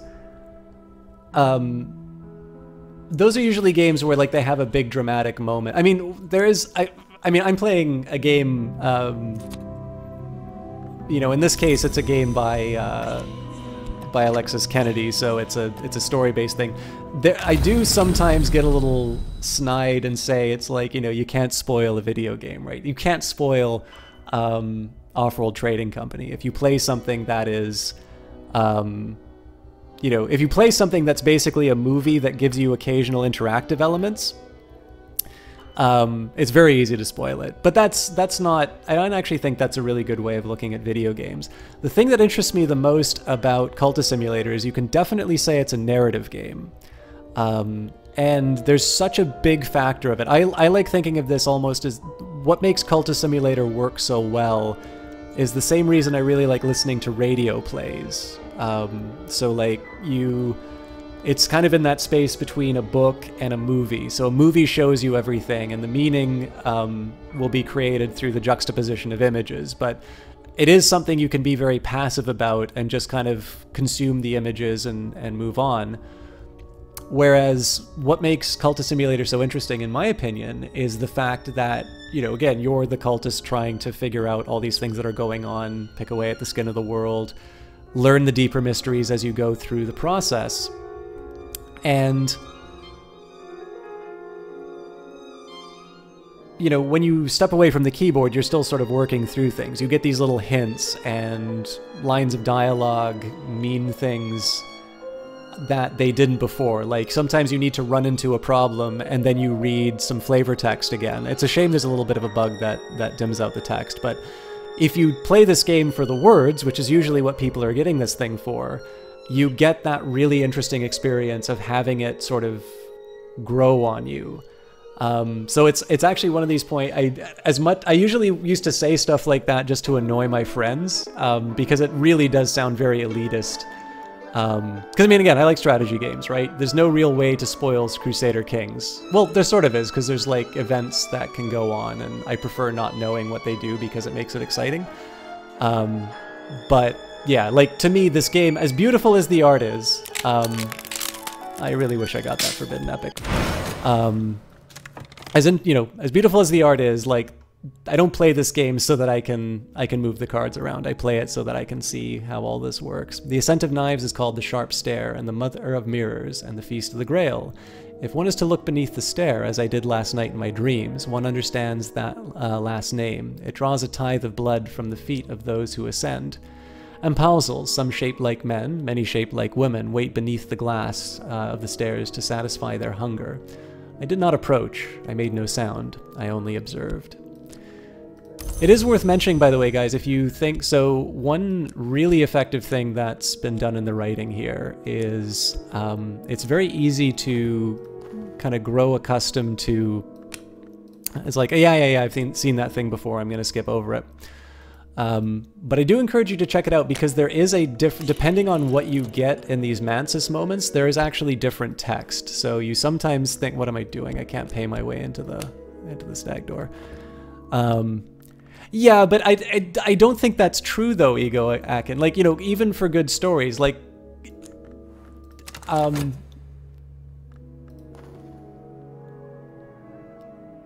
I really like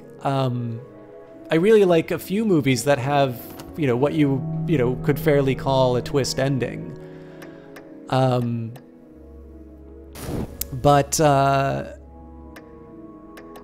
Like, it's not the twist that does it for me. It's the journey, and it's especially seeing it work after the fact. So again, like, I'm belaboring the point, but it's easily the thing that works the best for me in this game. I was wondering if that was I mean, I should have guessed from the image that that's a victim one, but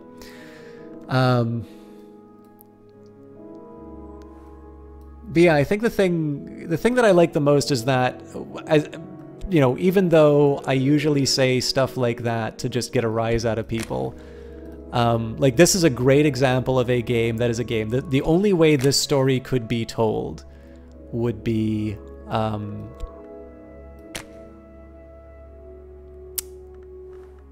through a video game. We've already got Voiceless Dead. I don't think my forge is high enough. Yeah, and we've already got one of those as well. I mean, there's no real reason to do it, but I can, so I will. But yeah, so it's really just, it's one of these things to, like, so I remember everybody lost their mind when Ebert wrote that, like, games can't be art article. And that's really what I'm kind of tapping into, because sometimes there's a bit of, I think there's sometimes a little bit of insecurity amongst gamers in terms of the respectability of the hobby. The painted river runs from the great chamber near the white door far through the manses, to its far edge where it enters the painted delta or far cloud. I voyaged half its length last night with a stern-faced captain beneath a rust-red sail. As the clouds rose before us, the sailors raised a yearning shanty and a close-hauled sails to best use the painted wind. And all the while the captain and I discoursed on the secrets of the House of the Sun. Alright, I think I'm going to go to the white door, and that's just in hopes of getting a touch of dread.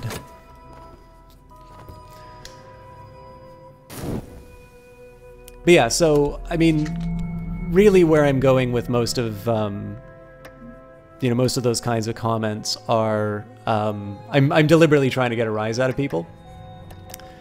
And usually friends, right? Like, it's not the sort of thing that you want to... Nothing remains to borrow away. Search the cellar first, and then the upper rooms. We don't want to be trapped. Alright, so we've got another maid in the mirror. Which is alright. I am mildly... there is something I think I'll try, actually. Not right now, though. Actually, now that I think of it... Yeah, the bronze still isn't enough.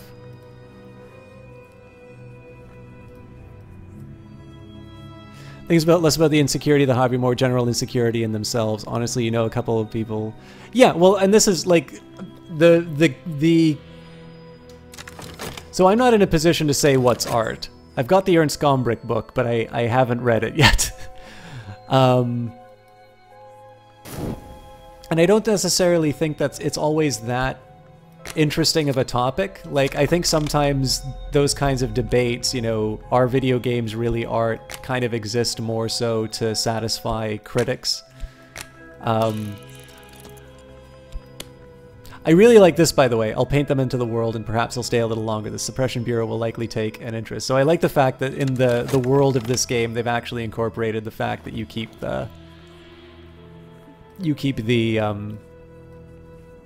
creature for longer. So it's no longer an exploit. It's basically saying, I intended you to do this.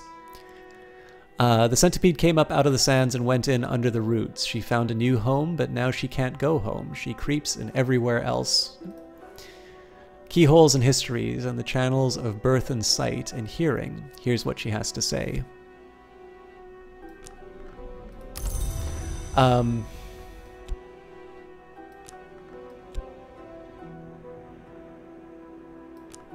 yeah, like, with that in mind, like, if I was forced to answer the question, I would very much be inclined to present this as the case, you know, for the defense of gaming. Welcome back, weary detective. This gentleman would rather be left alone with his pipe and his illustrated London news. No, apparently some conjurer of abominations has to be hunted down like a mad dog, and apparently no one else can find the time. That, or they don't last. But yeah, so I think the biggest reason here is that, like, I really like some of the more cinematic style games. So there's a mod that I have, she's currently casting, Jessie Quill, and she played The Last of Us. And I enjoyed watching The Last of Us, but the important thing here is that all the really interesting decisions of that game seemed to be made by the game. You know, she decided whether she was going to kill or sneak, and that was about it. And I just think there's... Okay, bitter black salts. Sorry, I'm still also trying to have the illusion that I'm playing the game. Our topmost floor is an altar to the sun divided, which could be one of many hours. Sweep the items there displayed into a carpet bag, and let's make haste into the black streets.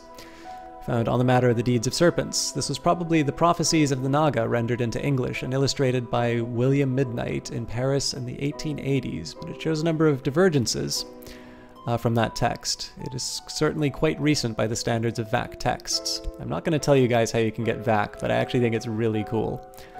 But yeah, so in this case, oh, that's a really good point, Ego. See, I have the benefit of living in Canada, so we don't have that issue, but... Alright, let's... So I've got a spare maid in the mirror, so I don't mind if she gets worn down a little bit. But yeah, so as good as I think that story is, it's one of these cases where you sometimes want to ask, like, well, did these guys really just want to make a movie? And I mean, I used to work in movies, so that's, you know, there's nothing wrong with that, but I just think sometimes you can try, you know, I think games should sometimes try and, you know, punch above their weight.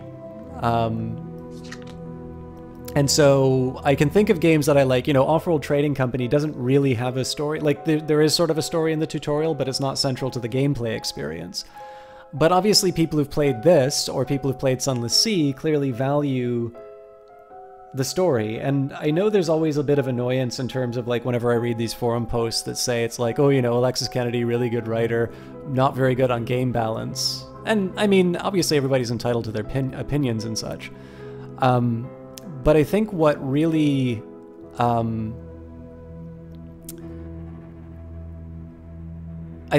works for me about this game is that unlike other games where I can sort of say they are relying on a series of cinematic technique. I mean, there's a blog that I wrote about this, so I'm really just rehashing a lot of this. Like, I think that cinematic techniques are actually not very well suited for gaming insofar as you're trying to sort of convey a certain meaning. This isn't to say that Assassin's Creed doesn't have really good action sequences that are really exciting, but that's not what you usually think of. Like, if that was what made cinema so impactful, then Michael Bay would be celebrated as like one of the greatest filmmakers ever. And so I would be personally, and I mean, again, this is not to say that any of the games that I've just mentioned are not bad games. They're actually very good games. But I think Cultist Simulator is a really good example of something where you can say, there is clearly a point behind this thing. It's more than just like a silly little ghost story or something like that. There's something more meaningful going on, and it is in a game, and it is specifically a story that can only be told in a game format. That if you try to translate it to a book, or you try to translate it to a movie, there's going to be something lost in the experience. So.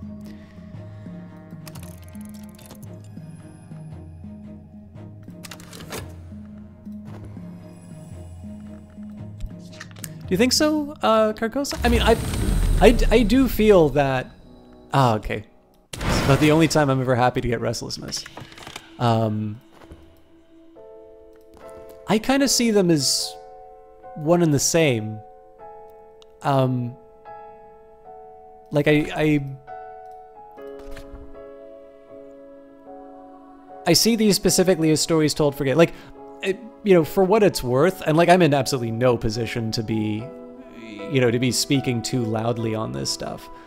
One thing I will say is that I think the big long pauses in between locations are something meaningful, but you could say it's Sunless Sea's almost just approaching to that point where it's like, it's a book, but it forces you to like wait between pages to read it. Obviously there's mechanics and things like that, but I think if you sat down with the Sunless Sea wiki, you'd be able to get some of the enjoyment of those moments just by reading it at on your own pace. And I don't think you'd get that effect with Cultist Simulator. I think Cultist Simulator is very much a story that could only be told in a game format. But past 4 a.m. now, I should really head off to bed, although you'd rather remain here. Thank you for another great stream. Thank you very much. I hope you have a wonderful night as well. I'm sorry to keep you up so late. Normally, I just reserve staying up so late for Cultist Simulator. But I appreciate you hanging out for so long, and I hope you have a great evening, or more importantly, a more restful sleep. And we will see you next time.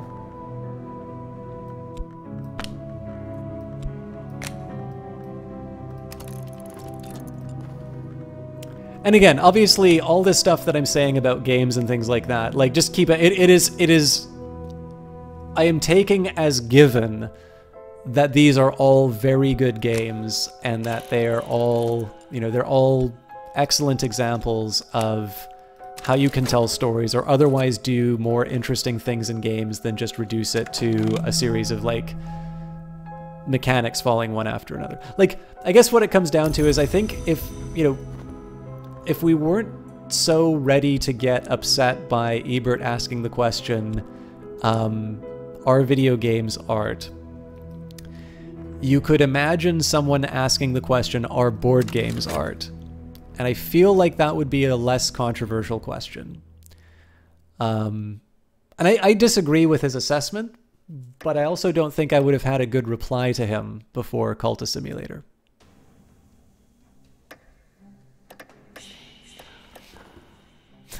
I appreciate that, Carcosa Black. I think the biggest thing is that I think there's just a very strong tendency. My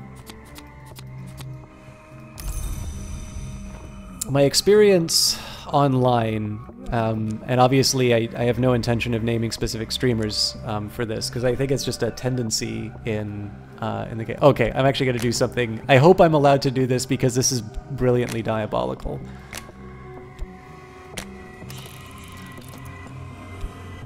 I would have loved to use the betrayed follower as a as an inspiration. All right. I'll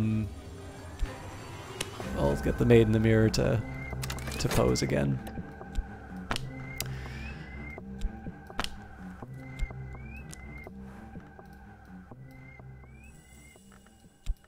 I've had a very unfortunate experience where there's a certain type of streamer that will take the fact that they have any kind of an audience as a kind of a justification to spout off any old opinion and sort of have it be treated as gospel. And there are some things that I can speak about with a very high degree of confidence, and I think it's appropriate for me to do so in those cases. But I also think when it comes to these particular issues, you know, sometimes it seems a little defensive, and maybe it is, I'm just not admitting it. But I think sometimes it helps to sort of bracket it, make sure that there's somewhat soft claims, because I tend to find that that invites people bringing their own views. As annoyed as I obviously get by, you know, some types of dialogue. So I dislike it when people are being disingenuous. I dislike it when people aren't quite willing to say, you know, like, obviously they're really bothered by, like, a woman being on the cover of Battlefield or something like that, but they don't want to actually come out and say that. That's usually when I get annoyed, and obviously backseating I get annoyed. But I actually really like it when people share their own views, because, I mean, discussion... I can keep reading all this wonderful text inside the game here, but it's always nice when people have, you know, when there's a bit of a pulse in chat, and I get to hear people's views. You have heard what was being discussed. Were you for or against saying that views should be gamed? I'm kind of agnostic on it. Which I realize is kind of an uninteresting answer. And I think the main reason for that is I don't think the label of art would make me enjoy them any more or less. I think I'm more inclined to make that claim now that Cultist Simulator is in the world. But I guess the biggest thing is as annoyed as I am by that discussion sometimes, I think that there is a little bit more weight behind the claim. And I ultimately from that, I prefer looking at it as a challenge to game makers to elevate the work that they're doing to something, you know, something more than what we've seen already. Because, like, don't get me wrong, I really like Grand Theft Auto and stuff like that. There's a lot of really fun games that just have a great atmosphere, and it's just you know, it's a ton of fun to just go on that ride. But I always tend to view games like that as, it's like, obviously there's a really heavy cinematic influence from for Grand Theft Auto.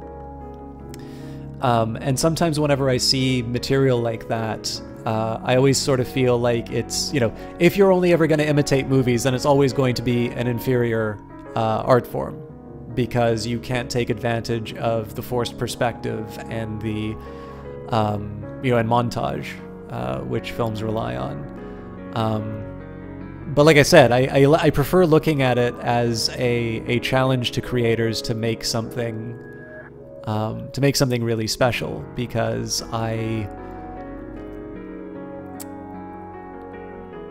you know, I didn't have a lot of examples for things that were like truly unique expressions as artistic expressions as games, and that's changed. And I think in some in some way, some of that has been inspired by people saying, well, I'll show him. So, hey, you've played this game once only for a couple hours, died twice, but also won once as a detective. But Jesus, you have a lot of cards. Indeed, I do. We've been playing this one for a lot. This was actually before the game was officially released. So I was a Kickstarter backer, and we'd been playing it for a while. I'm a little locked up because I was sitting on a bunch of Aramaic books, and I finally unplugged that, and I used up some of my secret histories to gain some new locations. So we're actually hunting for some more materials. But that's really cool that that you've stuck with it. I think it's a really enjoyable game. And I've won off cast before. I've got the Enlightenment victory, which is the best one, in my opinion.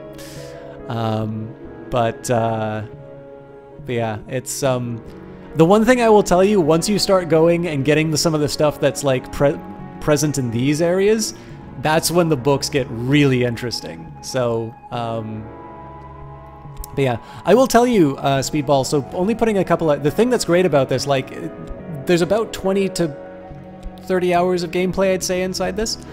And as long as you're willing to keep going through the... you know, through all the effort of making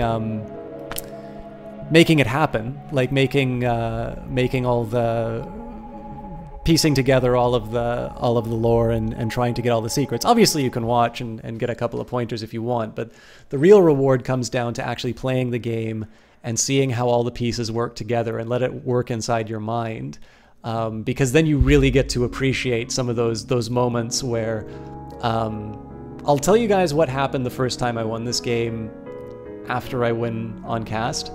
But there can be these like really intense moments where you sort of know that, you know, this is going to be the run.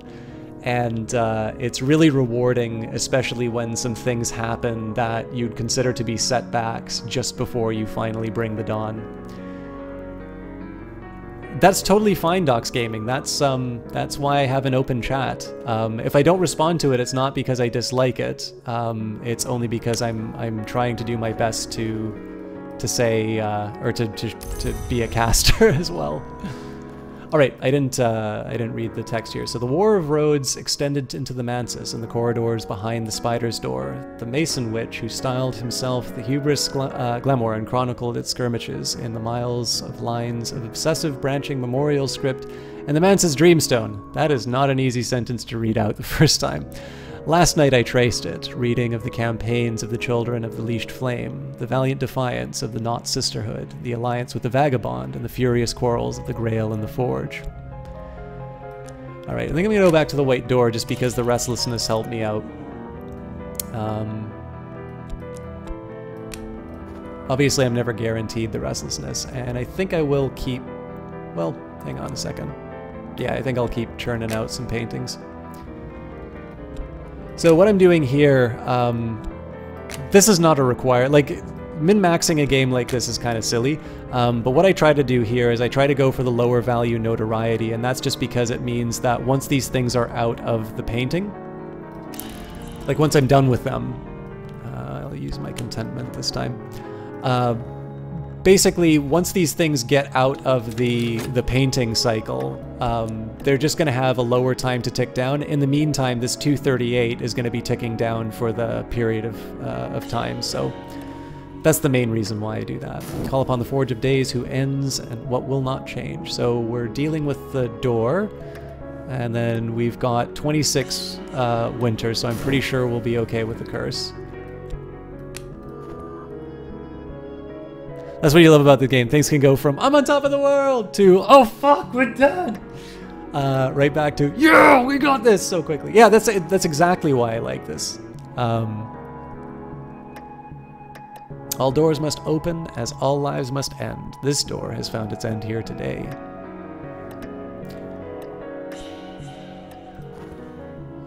My research needs erudition. Shame.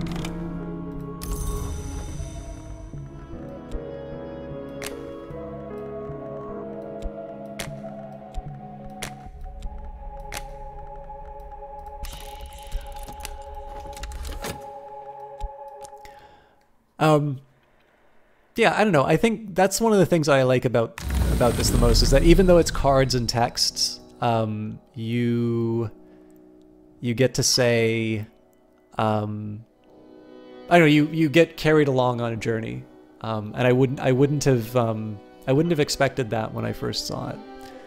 Everything's good. Home now. Will be joining me in about 30 to 40 minutes. Okay, awesome. Mad King Brutus. I'm glad I'm glad things went well. I appreciate you stopping by. I obviously just didn't get to say that in person. So, oh god damn it! The white door giveth and the white door taketh away.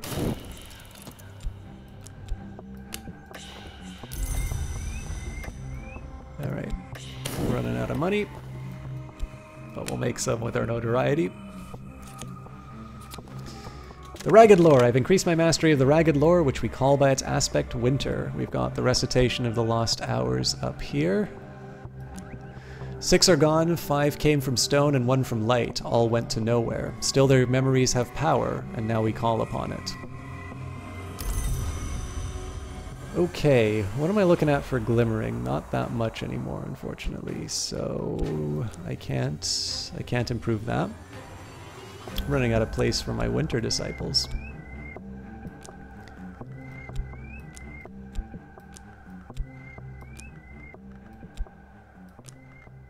I actually think I'm moving these one too far up. Because if this is the like level 1. One thing I am going to do, I'm going to take a quick look at my Grail lore.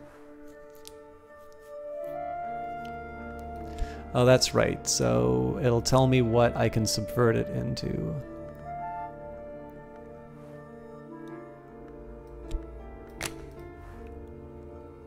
So heart turns into Grail. But I don't have that much heart. So like, what I could do here is I could take the Waking Chant, and I could combine it with the Delightful Sacrament to get 2 Delightful Sacraments, which I could then turn into 2 Thanatic Invocations, and then move that up to become Grail 10. But that doesn't really get me that much. So I think what I'm gonna do instead is I'm just gonna wait for, you know, I can study some passion for some more glimmering while I'm at it. I think I'm just gonna wait until I complete these expeditions to get what I need. Or who knows, I'll just, you know, get my 3rd fascination and wind up dying, but...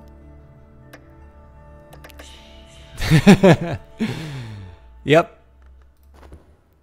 You know it'll be on YouTube if I die, so...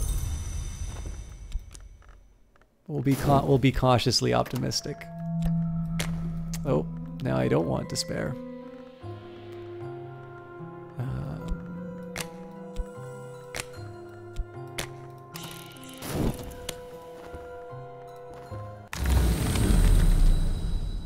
Okay.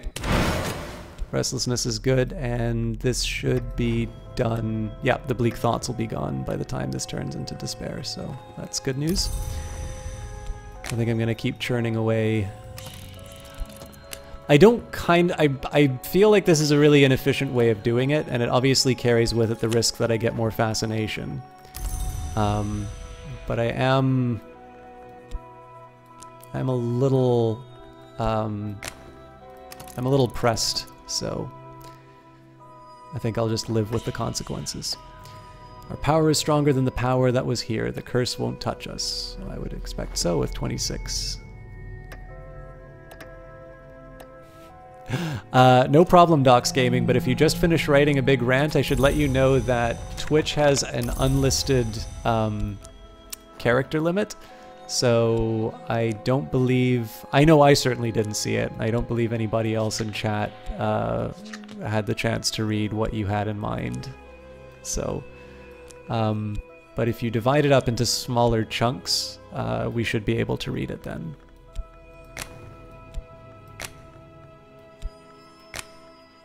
But yeah, as far as grammar goes, if you leave my grammar out of it, I'll leave yours.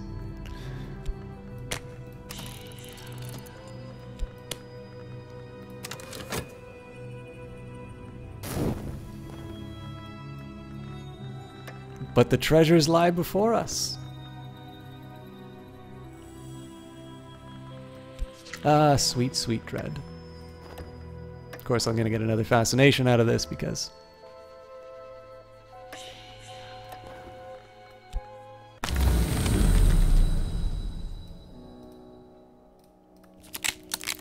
I thought that was a fascination for a moment. I was about to rage. I've been really bad at reading the text for that. I'm sorry. I've just turned this into pure mechanics because I really want to get that last dread. Ah! Buy paints, you... Alright, so Doc's Game is saying, the reason that you can say some games are regarded as art and can come back to foundational level of how art is done. You have producers hiring various people to put together their masterpiece the same way that painters used to have apprentices. Then you have stuff affecting the change of use of the medium, such as simply being able to make a game on your phone if you have the patience, like being the invention of the printing press, and free or cheap gaming modding programs that make it easy for people to practice their coding. The same way that photography made it easy to practice the basics of arts, rule of thirds, Fibonacci spiral, etc.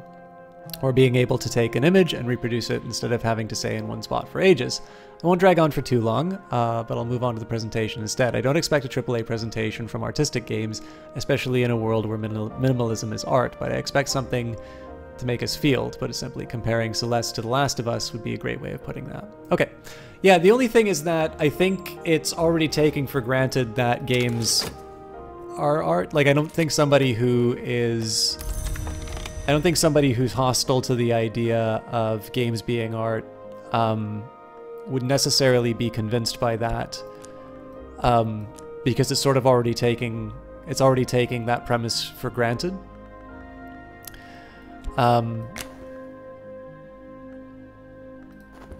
I'm gonna risk not bringing up a glimmering. So there are very clearly artistic photographs, but not all photographs are art. Or it's not necessarily the fact that painters had apprentices that made paintings art. There was something else. And I mean, again, like I really, I do enjoy philosophy, but I don't really know that much about aesthetics to be able to speak with a lot of authority on this. But ultimately it kind of comes down to the question, to solve the question of is a game art, is almost the same as answering that question is, why is the portrait that I took of my friend Christine, despite the fact it was something that was sort of the, spur of the moment, at the, it happened to be, there was an angle, there was a moment, we were talking, and there was a great opportunity, so I took a quick shot, and I'll definitely say that that would, if I've ever taken an artistic photo, that would count. But then there's like goofy photos that I take of like candles or a coffee cup or something like that just to make people laugh on Snapchat. And I think a definition, so I can see some definitions that would include that as art, but I wouldn't necessarily, like I would feel that it would be useful to distinguish between the two. And so ultimately I think if you can solve the question, what made, the Snapchat photo not art and the portrait art, then we'd be a little bit closer to answering the Our Games art question. Ego says, art is a diverse range of human activities, creating visual, auditory, performing artifacts, expressing the author's imaginative technical skill, intended to be appreciated for their beauty or emotional power. 1. 2. Their most general form, these activities include the production of works of art, the criticism of art, the study of the history of art, and the aesthetic dissemination of art. Your argument is more that anything that you make or think to feel and not be art. I just think there's a foundational point to be made. Yeah. Yeah, it's possible. I mean, I'm this close to agreeing on that there's no point in defining it, but I'm not quite ready to throw aesthetics under the bus. I do think there can be a lot. So I think a study of art and an attempt to come up with definitions for things is useful in the sense that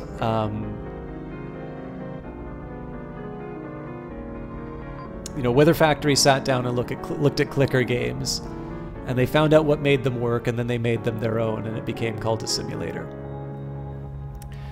And you can say this about a lot of things. You know, so I did write one screenplay, and I did a lot of camera work for people.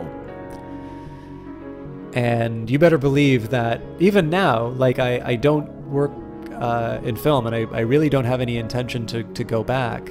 But you better believe when I was working in film, I took my job very seriously, and every time I was sitting in the cinema, I was thinking very specifically about how they accomplished certain things. And especially when I was working on independence, and so I had a little bit more freedom, I made an effort to see if there was something that I could do which either I hadn't seen or I thought would express the idea as well as possible. So I think there can be some very useful, if the practice itself is not necessary, I think there's some very useful sort of side effects that come from the attempts at these definitions.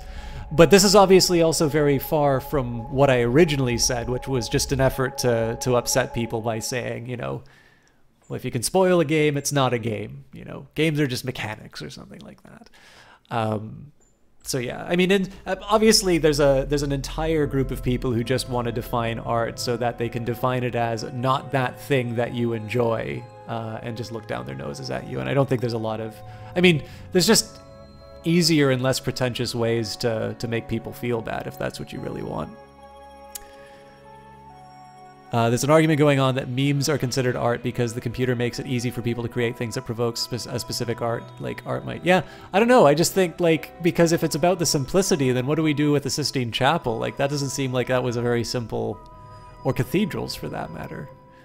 Okay, Robert Fermier spent much of his unsavory fortune on the endowment of this monumental forest-crowded abbey. The monks dislike visitors. Their ways are not exactly orthodox. They celebrate a certain harvest festival with unsavory vigor. All right. Let's add the raw profit and the Caligine. Oh yeah, I guess I need to use money as well. We're doing okay for cash. Fermier Abbey folded into the forest like a jewel box smuggled in a green robe. If we can make it through the forest, we'll still have to face the monks.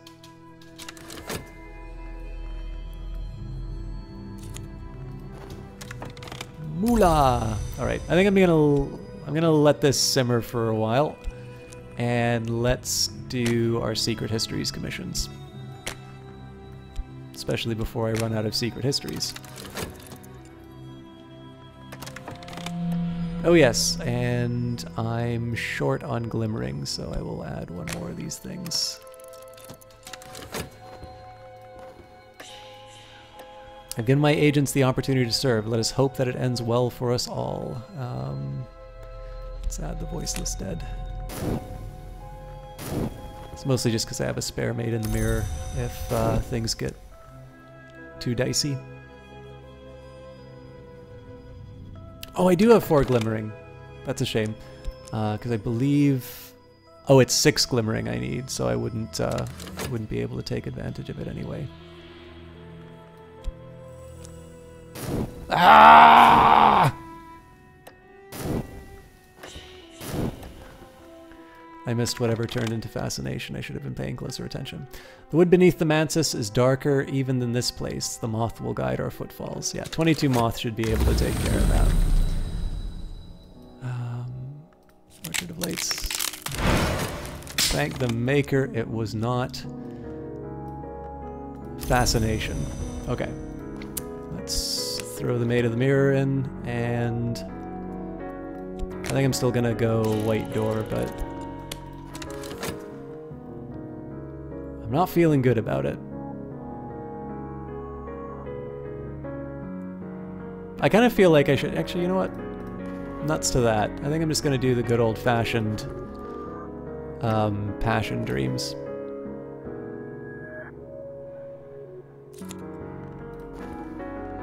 If I read certain books, that sometimes results in dread, but I don't have the right kind of books for that. Okay, what are we looking at for glimmering now? We've got 2, 4, 5, just short. Oh, 6. There we go. Obviously, I can upgrade some stuff, but I really didn't think I was ever going to be able to get my my passion up, so... Sooner murder an infant in its cradle than nurse unacted desires. A minion is returned with a trophy. I'll add the Maid in the Mirror when I have a spare minute, but for now, let's do that knock commission.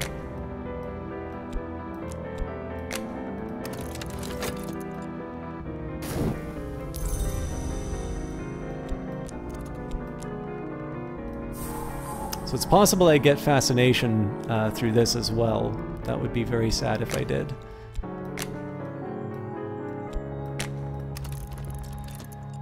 I mean, there's a way I can cheat in some dread, but I'd rather not.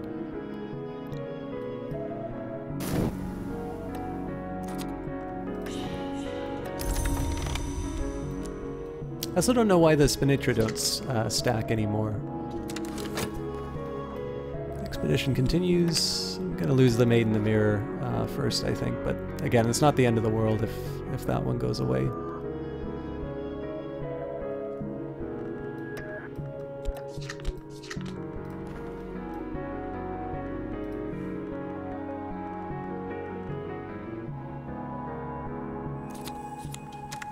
Oh, that's not good.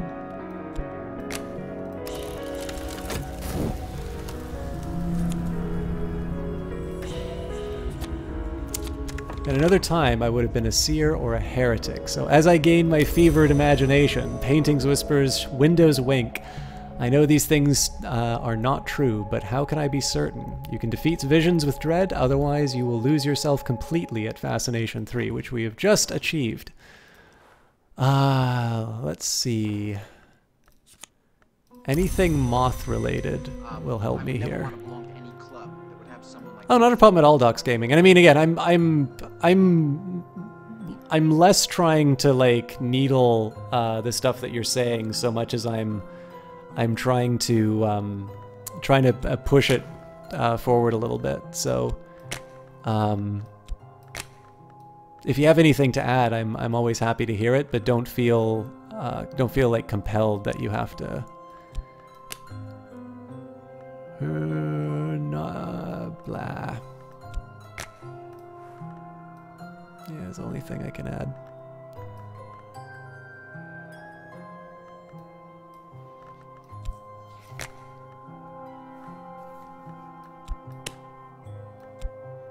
I'm really just trying to find something I can infuse a corpse with the power of the ring. I don't think I have a corpse anymore, though.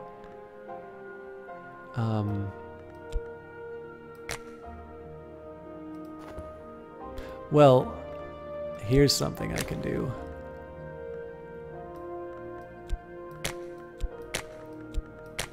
So basically what I'm trying to do is I'm trying to get Moth to trigger. So in this case I'll use Moth as the inspiration. We've brought here with us certain sacred texts whose meaning is apparent only in moonlight.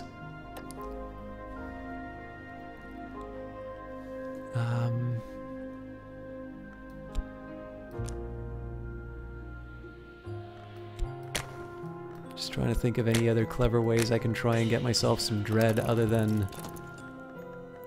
If I throw reason... Yeah, it's just gotta be lore. What is the light that brims in the surface of everything? The glory is coming, but I cannot be here to see it. Find dread now, or it's over!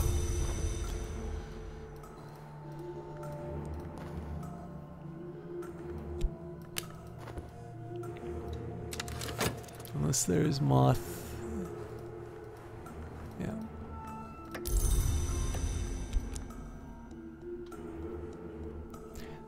See, I could threaten the guy, but that would assume that I had dread in the first place.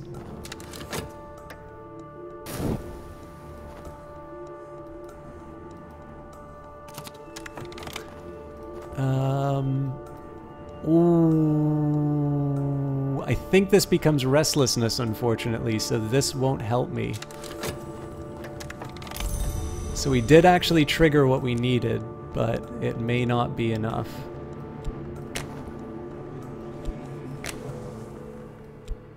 Oops.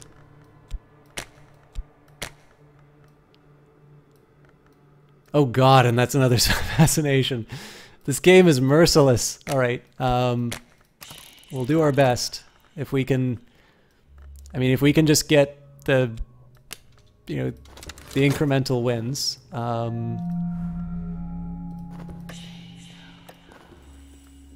Okay, treasures lie before us. Not that it'll matter in a little bit. Curios behind glass. That doesn't help me, unfortunately.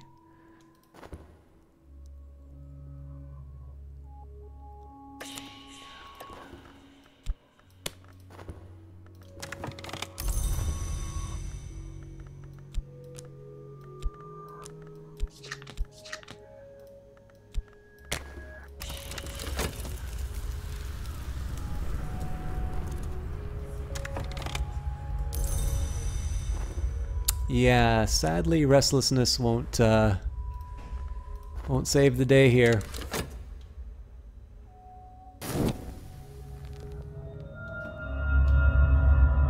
So that was our furthest run, and I now know everybody's going to be super disappointed on YouTube to see this, but I did get an achievement.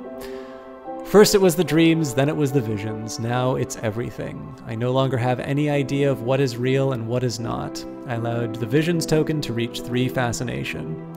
So, that's fine, because I want to do another descent. It'll probably only be about half an hour's worth tonight.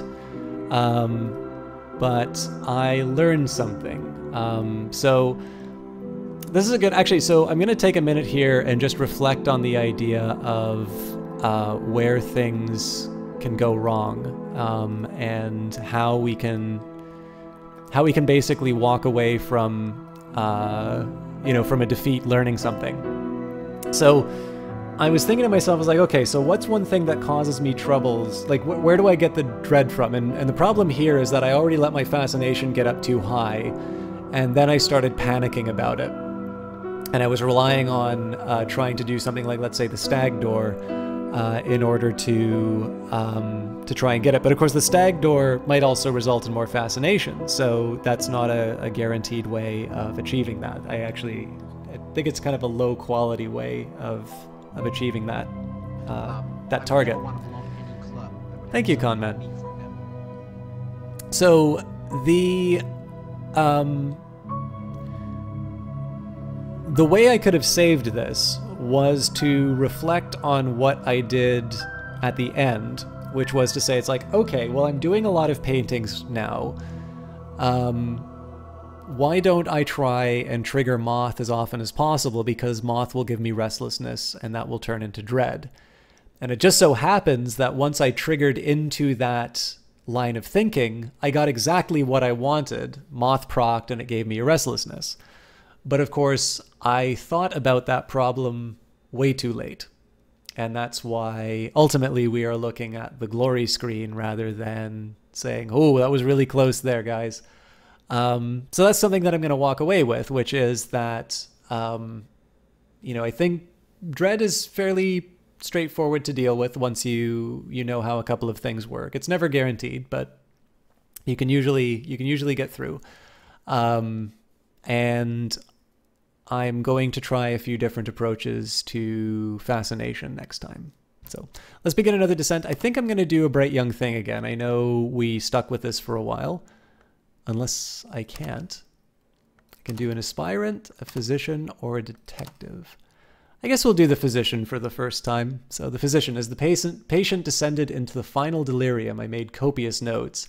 In the buzzing heat of the night, I reread these notes, and they began at last to make some kind of sense. That's kind of neat. Yeah, we'll definitely go for the physician this time. Today is the day I return to my post at the Institute. I have a position and a reputation. That should mean something, but I am beginning to dream of something else.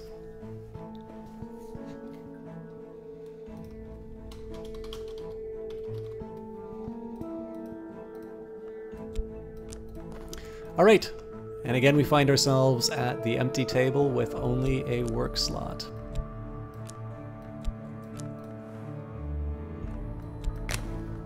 Constantine M. was a difficult patient. I had to take some time away after that business ended. So this is the first time I'm ever doing the physician. When we were playing the backer version, I wanted to hold off on one of the legacies for future casts. But obviously the game's already been released. We've already done the interview with the creators, and that's still available on GOG, by the way. I had to do so having no knowledge of what happens in the physician playthrough. So this will be a fun one, because I'm curious how it all turns out. I finished early, but the director has been sympathetic. I must return to work full-time now. Alright. So the fact that it unloads the health and the reason all at once sort of feels like this is intended to be a little bit more of a veteran's one. There's a dank and clinging smell in the Institute halls that never quite leaves one. Perhaps it's the paint. Perhaps it's the patients. Perhaps it is something in the walls. My notes spill from the desk drawer where I'd thrust them. I rather like this idea of the madness of Constantine in infecting his doctor. The patient spoke of things that could have no meaning, the house without walls, the divided sun, the invisible light. But when I recall how they spoke of the invisible light, my heart surges. I can ignore the notes no longer. Alright. As I began to read, I recall the delight in the patient's eyes, the music in their voice, but also the smell of the room in which they lay.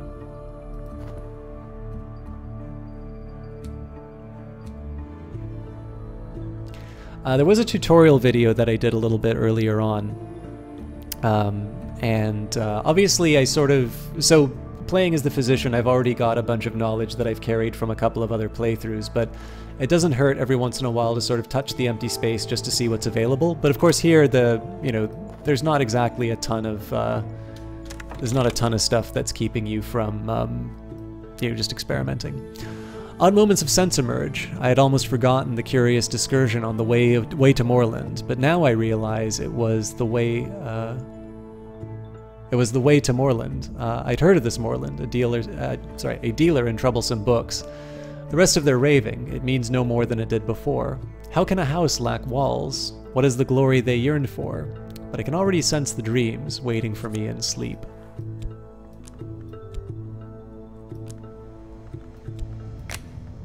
The directions to Moorland's shop are cryptic. When one deals in the kinds of books my correspondent studied, one must be circumspect.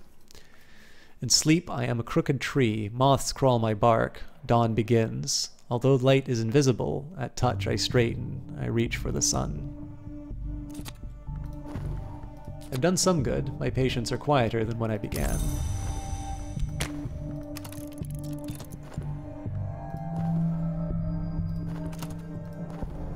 When I wake, my face is racked with tears of joy. That light, cleaner than anything I touch in waking life. But I saw what these dreams did to Constantine M. in the end, and it would not be wise or safe to follow them. They don't have any passion, so... let's let the mind wander. There was once a man who said that the sleep of reason produced monsters. Often it is healthy to let the mind wander in sleep. But if I keep dreaming, sooner or later some sort of monster will rise from my own fears. An ill-lit street, an ill-favored bend in the lesser river, a soft yellow light through a grimy window. Miss Moorland nods as I enter, but doesn't rise. I never ask the names of my clients, she informs me, before I have time to introduce myself. Okay, so let's do a little exercise to get our health up. Now that I've found a location, I can explore it. And we'll start by getting a nice collection of books. Takes time to sort the gold from the dross, the wheat from the chaff, the blood from the water. If I buy enough books, I will find something interesting. And we will set aside... I think what I'm going to try this time is I'm going to make the lore horizontal. that'll hopefully be a little bit easier to manage. I guess I'm going to have dialogue to the side. So maybe start here.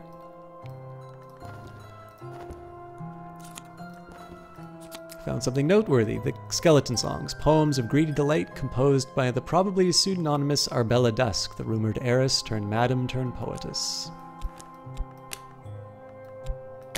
A little light on funds, but we're 4 seconds away, so we will get sick though. So that vitality is probably better used in other ways.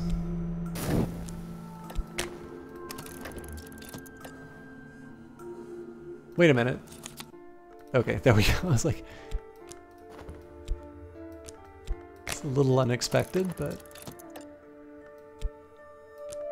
obviously I would have liked to use the health to improve my,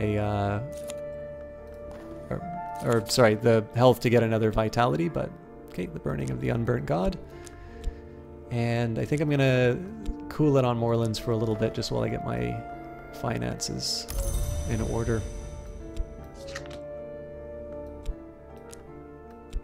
I could explore with the occult scrap, but at this point I'd like to kind of keep some lore kicking around.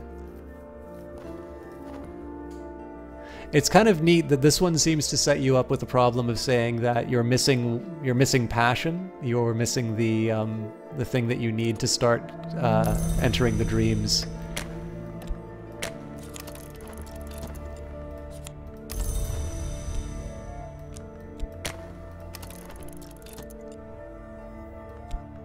What are we looking at? I think we can afford it.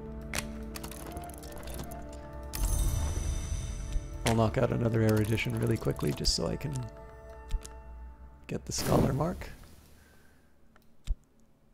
If I'm lucky, of course, I get the Course of the Heart, and at that point I'll be able to improve my health, but it's a little unlikely. So in the meantime, I'll build myself a little bit of a library and we'll see what happens. Now I'm assuming there's some event that happens to me that will give me access to the talk verb. Found a collection of essays. And I think I'm going to go for it.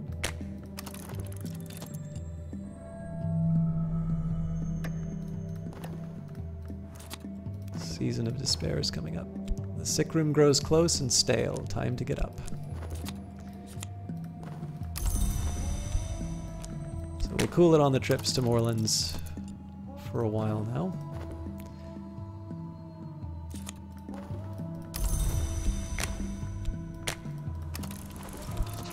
It'd be nice if I made some more progress, but we'll live with this.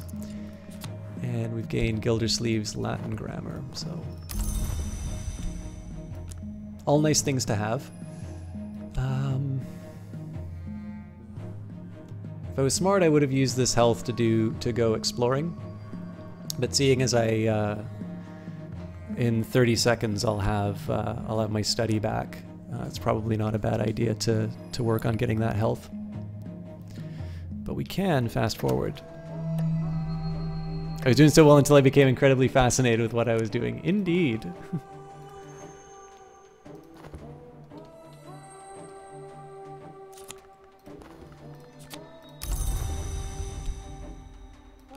It is, I don't know if they tailor the physician's dialogue to work, so if you wind up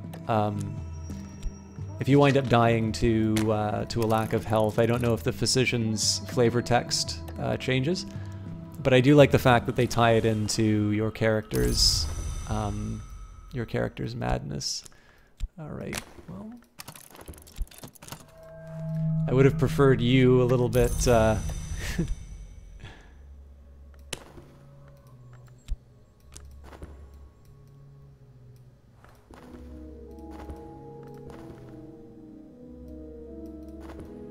So the contentment I'll be able to play off against the restlessness. We should be okay there. But yeah, I do like that it ties into rather well to the fate of the previous character. It doesn't strike me that hard to listen for what the previous occupation was, so I'm assuming that's intentional. Okay, so here I'm basically just getting my vitality up so I can have a second health to kick around. Not obvious where the passion's going to come from yet. I suspect that's probably what makes the physician playthrough fun. But I will be getting some things from Moorlands as soon as I get my basic skills down. Crowds asleep. If I get a fascination, I am going to scream. Herschelt's Nightmare. Well, fair enough. I wanted Dread. I got it. I also gained Subtle Fracture. Alright, so this is the fresher Dread. I'm gonna use the Contentment to nullify that one. Go back to my dreadful job. And we've got some worldly resources which we can now employ at Moorlands.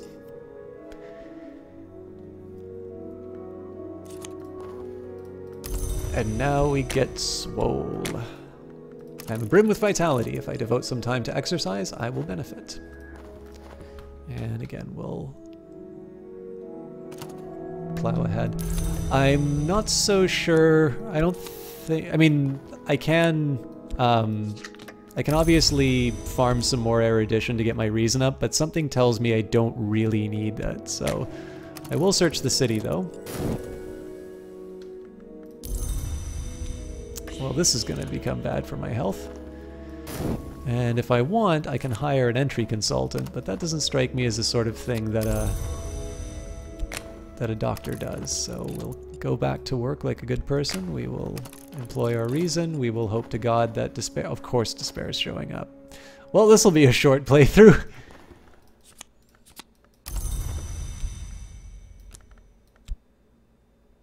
At least here I can sneak into the medicine cabinet. Alright, let's start reading some things. So, the skeleton songs.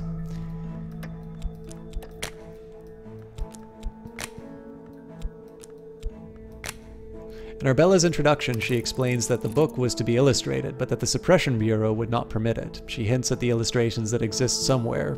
The book is dedicated to Sir Percival of the Red Cup. You mean Surgeon Simulator? That's a great game.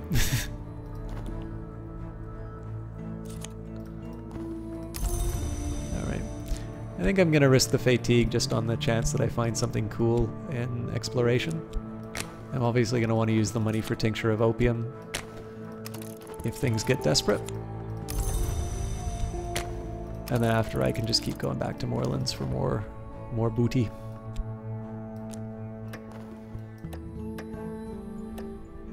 I mean, not terrible that I have vitality, it's just not very useful. I might have found somewhere unusual. Well, the Ecdysis Club is unusual, but helpful. Profound and restful sleep. I dreamt of nothing at all. I woke up, stretched, and rose without haste. Those quiet hours have left me energized. And we have gained the Red Secret, the 26 delightful fruits, the 7 chastisements, the 9 gardens, and the 4 regrets. Alright, so we will read The Burning of the Unbent God. That should give us a ritual. Jensen hypothesizes pre-Zoroastrian fire deity, whose rites were the rites of smiths. And let's go back to the Land of Dreaming, because I haven't ever learned my lessons. Let's pay the entry fee and get some of that sweet, sweet contentment.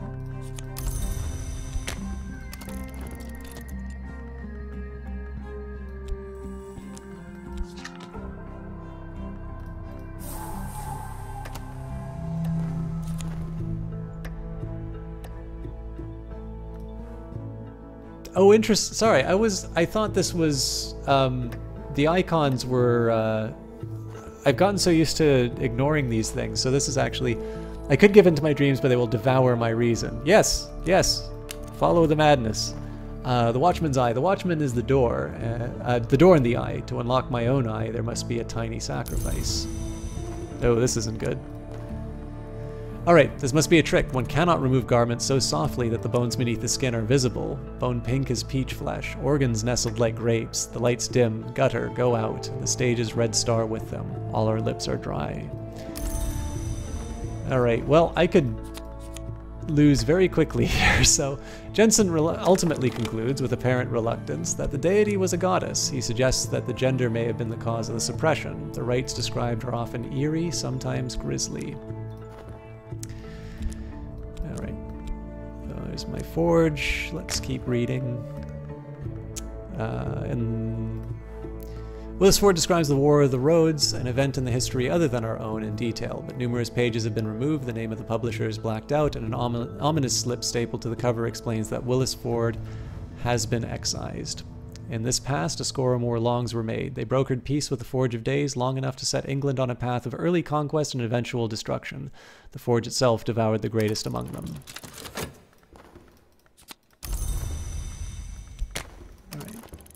Going to work. We'll see whether or not I can... we'll wait for ecdysis because I should be able to... Nightmare the Cleansing Dog! Now I can slough off my flesh patch by patch, tugging the tendons free like fibers picked from teeth. My skin lies like a shredded blanket. The sun heaves itself above the horizon in a triumphant battle yell. The light falls like acid on my naked bones. Pain will wake me. My bones will ache for days, but the sun's words are etched on my bones. At least here I can employ the dread, but I don't think it'll quite work that way. Oh, yes, actually, no, it won't. I'll at least pay for the Ecdysis Club so I can get the...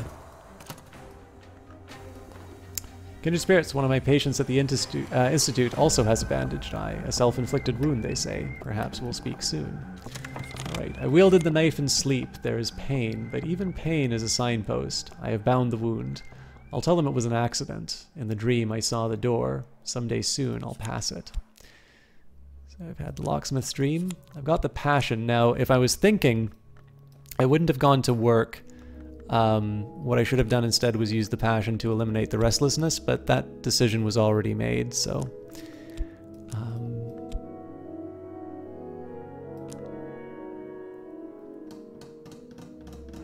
So I'll think about my next couple of moves. Well, we'll see what happens at the Ecdysis Club. Good. It's going to be a temporary solution, but this will buy me some time. The doors of the vision swing wide. A little darkness will mellow my light. Even dread has its uses. We'll go back to Moorlands just because I can afford it. And I basically want to make sure I have enough money that I can keep going back here. Ah, more contentment. That's good.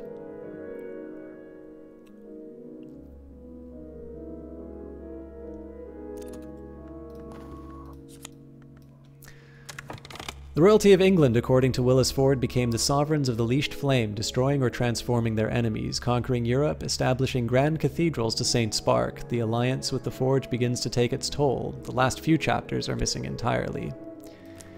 And we've gained... Sorry, I should probably be reading this lore as well. I've kind of gotten accustomed to already taking it for granted on the previous playthrough. So our cult scrap says secret histories are layered beneath the one that we know, like notes in a rare wine. This is a detail from one of those histories.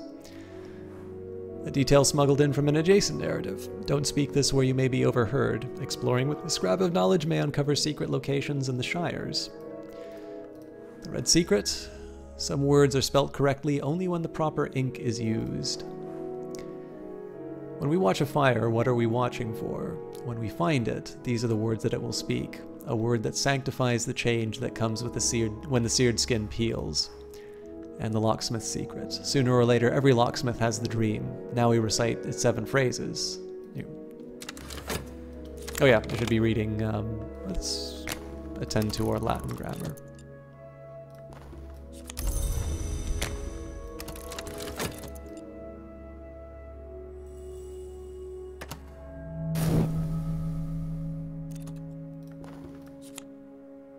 My wound is healed, and so is theirs. They don't understand why they did it, but they dreamt of me the night that we were connected. I think there is a card that so I can't remember stuff that transformed into fascination, so I've not been paying attention to what that came from. I found something noteworthy. Okay, this is a particularly helpful one. It's 5 a.m. Gonna start your descent into the realm of dreams. Have a good one. Really enjoyed the stream and the discussion. Not a problem at all, Ego. I'm gonna be wrapping up in about 12 minutes, I think. But let's see how far we can get with I shouldn't have done that. I should have gone to the Ecdysis Club to clear out the dread, because I'm going to need the dread to deal with the... It's all good. We'll get through it. Okay. The air is curdled now. I am home again in this lump and flesh. Better, perhaps. Okay, so the good news is this will get gobbled up by the fascination first, so it turns out that the staggering of everything wound up getting me through. And we've got another book to read.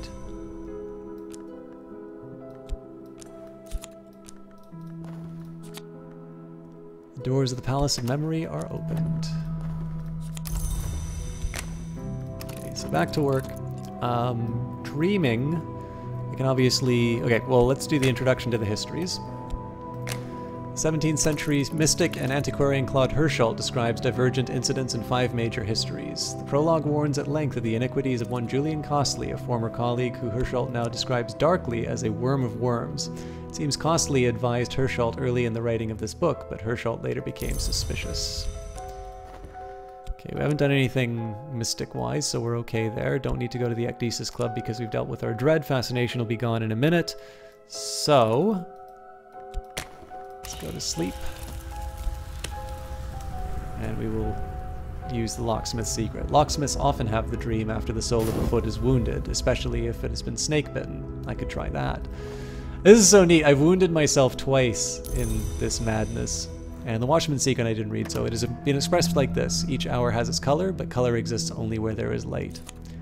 I've never known for sure.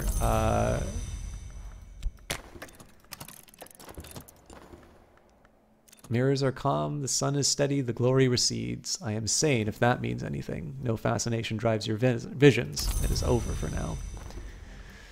Hirschelt identifies blood, silver design, and the worms as the central axes of each of the histories, and claims that the so-called second history is the true one. Alright, so I think it's time to... Well, I mean, I don't really need to get any more hangers on, because I know which... Well, actually, do I know which one I would like to do?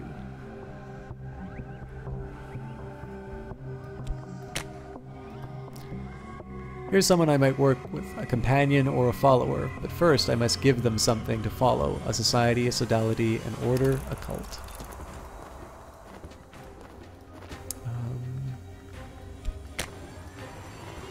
I will use my reason for the next little while just to get my erudition up. Should do that with passion as well.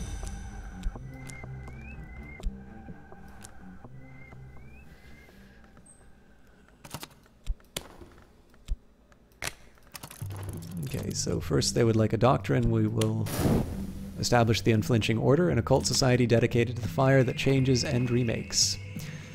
I limp along the road, and so it is that I see the serpent in the ditch. I follow it across the waste places and into the root maze. Is it hair that brushes my face, or hanging moss? I bend low to stay close to the earth. Like my guide, I will not forget the way to this place. Alright. Before I go any further, I do want to change this goal. Actually, I'm slightly curious, so if I put... It'll take lore.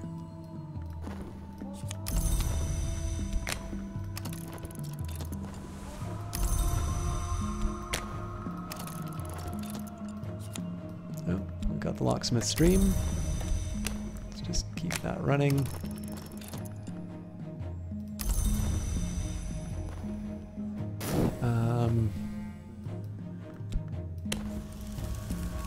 Yeah, I don't want to dedicate myself, so let's throw health at that thing.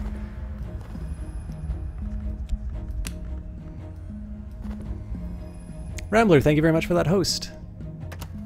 Saint Hydra is a fun one to work with. It's different. And I normally do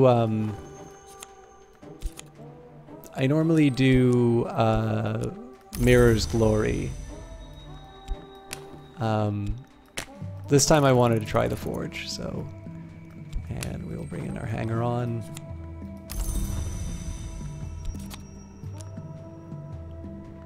Actually, you know what? Change my mind. I want power. That seems like a good good forge one. And we will use the essays because I got nothing better to do. Our rise begins. I founded my cult. This is a step to a greater power. Use your cult to recruit and promote followers. Talk with followers about your cult to send them out on cult business.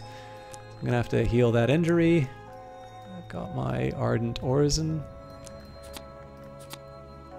Did I read that before? When we watch a fire, what are we watching for? When we find it, these are the words that it will speak. A word that sanctifies the change that comes when the seared skin peels.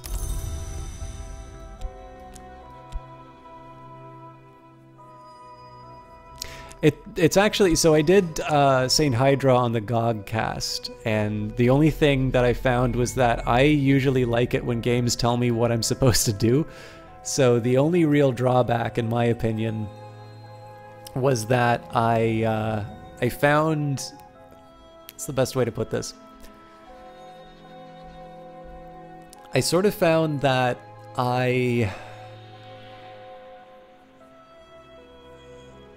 like the way that you upgrade the followers is a little bit different, and I was like, well, which is the right choice for me to make right now? This seems like a very permanent decision. But that's just a me thing. That's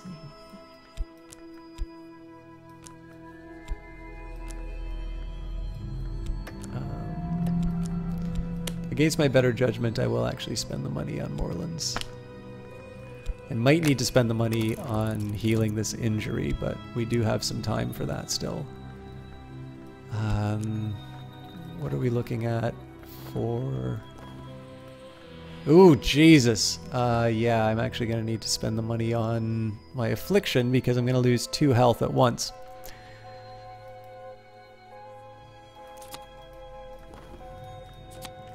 My goal is power now. I've refocused my intentions. My predecessors wielded the power of remaking, a power that empresses, generals, physicists could only dream of. So shall I, though the power might sear me. Okay. So I'm going to need to prepare for some bad stuff. Oh, actually, no, I'm lucky. Or am I?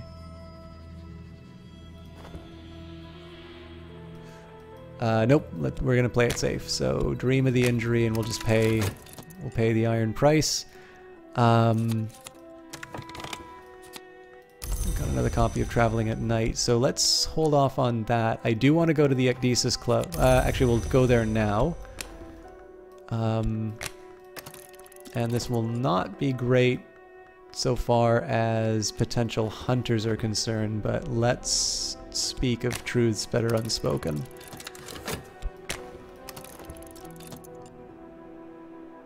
Thank you very much. I'm actually done in 2 minutes, so you won't miss too much. But I really appreciate you having here, and I really appreciate that follow. I wish you all the best at work, and I look forward to seeing you whenever you stop by next. Okay, that turned out almost as planned. I mean, we got the fascination from Ecdysis, which wasn't great, but I'll send my pawn off to find me some other things in the world. Basically, so here I'm trying to get a new follower. Here I'm just sort of seeing what I have available. I might be able to find... Well, this would be handy if I had somebody after me. This is basically just to find Oriflammes. This is obviously to heal me up. And here I'm just kind of running through whatever I can. I am going to burn this for a second...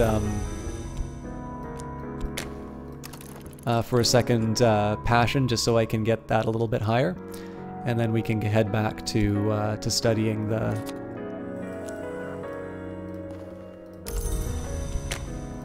goodies.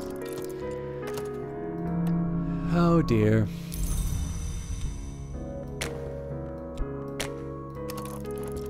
Again, just willing to pay up for that to avoid any nastiness. I should also be able to dream about the temptation. Looks like we got our patron right away, which is kind of nice. Oh, sorry, Mad King Brutos. I got a bit of a late start, but I do also have work in the morning.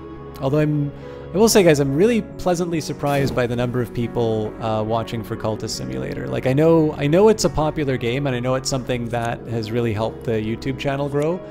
But it really does mean a lot to see that attention. It is the sort of thing that makes sure that I keep streaming stuff like this. So I really appreciate it. Even if you haven't spoken up in chat, like it is something that I do kind of pay attention to. I'm never gonna like pander as far as the stream is concerned. Like if I don't want to play a game, I'm just not gonna play it. But to find out, like, you know, I really like this game and I like other games. So in some ways I'm sort of indifferent about which one I play at a given time.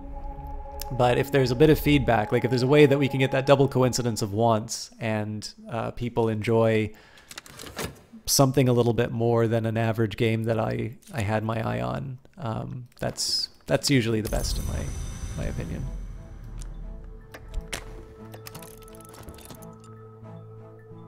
Yeah, I know. I have some family in Australia who occasionally watches, but I know whenever they're watching, it means that they're not paying attention to their health. All right, still not in a mood to hire a hulking brute, but I normally would be able to upgrade that, but there we go. Dream of our temptation of power. So, calculation. Dedicate myself to the lore of the principle that I seek.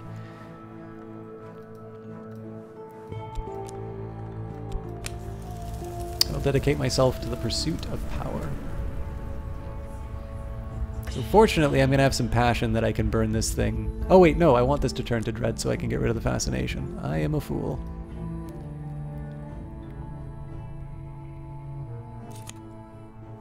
Okay, that's cool. Yeah, so I mean, the start was a little late for me, but overall, like, you can usually expect me to be casting, you know, 9:30, 10:30 your time, I'd say. All right, there's my vivid imagination I was looking for, and I'm gonna keep churning out. I'm just gonna keep churning out the glimmering just so I can burn down that poetry. I've whispered the words that the smith speaks to iron, that the murderer speaks to their victims, that the fire speaks to its fuel. Only I know what I have done, but it has shaped my path now. I advance a step towards a terrible ascension. I've dedicated myself to the acquisition of immortal power at any cost. Upgrade this card further to make a power victory possible. I must be a true initiate of the Badzes. I'll need to work with the Forge aspect to invoke the Forge of Days and begin the change. Alright.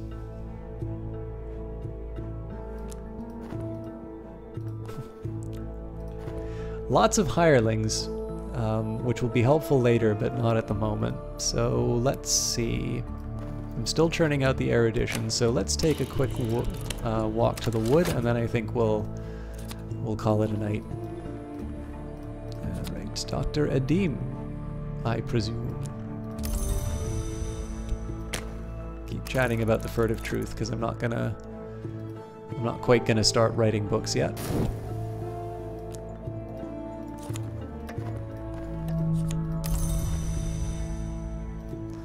It's interesting, long hours but good pay. It's interesting here that it seems like you can't lose your job, or if you do, you don't lose it.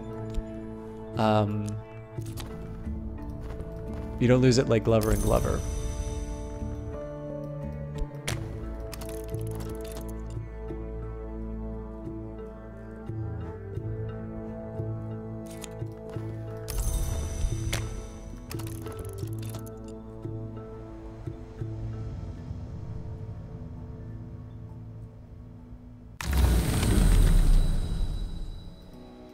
I'll just go for the cheap occult scrap because I'm gonna need some more of those. I walked in the wood last night, and the scissors worked in the distance and furred things crammed in my mouth and swarmed my ears, and I felt the old urge to drop to wolf 4s and nose among the roots. But I remembered that I walk upright by day, and I know that fire and steel and words, and at last I found where the velvet had concealed a secret in the tree bark beneath moss. I read it, and then with the tips of my fingers, I read it then with the tips of my fingers. I think now that I could write it in full. Okay. Can't use up any more passion, unfortunately, so we'll just sit tight.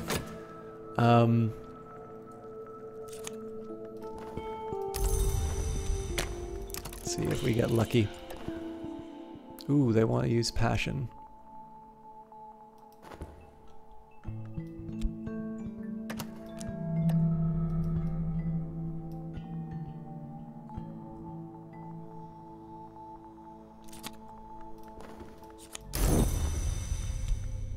Just wanted to double check something here.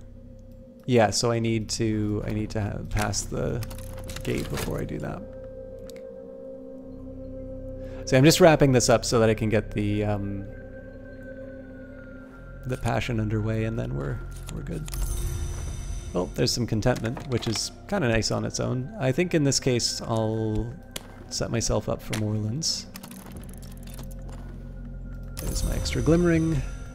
We'll get that underway. Ah!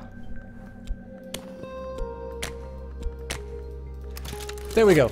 I am making myself a better person. All right, that is it for tonight. Thank you very much, guys, for hanging out. It is worth mentioning here, so I don't think most people should care about milestones like this, but I do want to express my appreciation for it nonetheless. I set myself sort of a soft goal of was not even a soft goal. It was an aspirational one. When I say soft, it was just I didn't have any real expectation of achieving it. But the sort of thing is, like, wouldn't it be nice if at the end of the year we got to 2,000 followers? And in a large part due to Cultist Simulator, that's actually now within shooting distance. The current count is 1907. Obviously we lose some, and then there's big periods where we gain them. But it does mean something. Like, again, a follow is free. It's, you know, it's a very straightforward thing to give. But it does mean quite a bit that somebody will sit down and say, you know, I'd like to at least have the option of selecting back into this when I can. So it is one of these things. I mean, it's a hobby, right? So it's one that, you know, I've done reasonably well with. Like, obviously I've been able to play some games I wouldn't have otherwise seen, or, you know, to get some of the press keys for some of the Paradox stuff. That's a nice sort of side benefit, and that kind of keeps it from becoming unaffordable. But it ultimately is for you guys. I mean, especially for those of you who don't watch on YouTube, I did talk a little bit about why I do this, and part of it is to share the games with people. And some of that is a matter of just, you know, I have set aside a specific set of games so that I can play them for the very first time on cast, and to be able to have all those surprises and to share them with you. So Cultist Simulator was a really special game for this stream.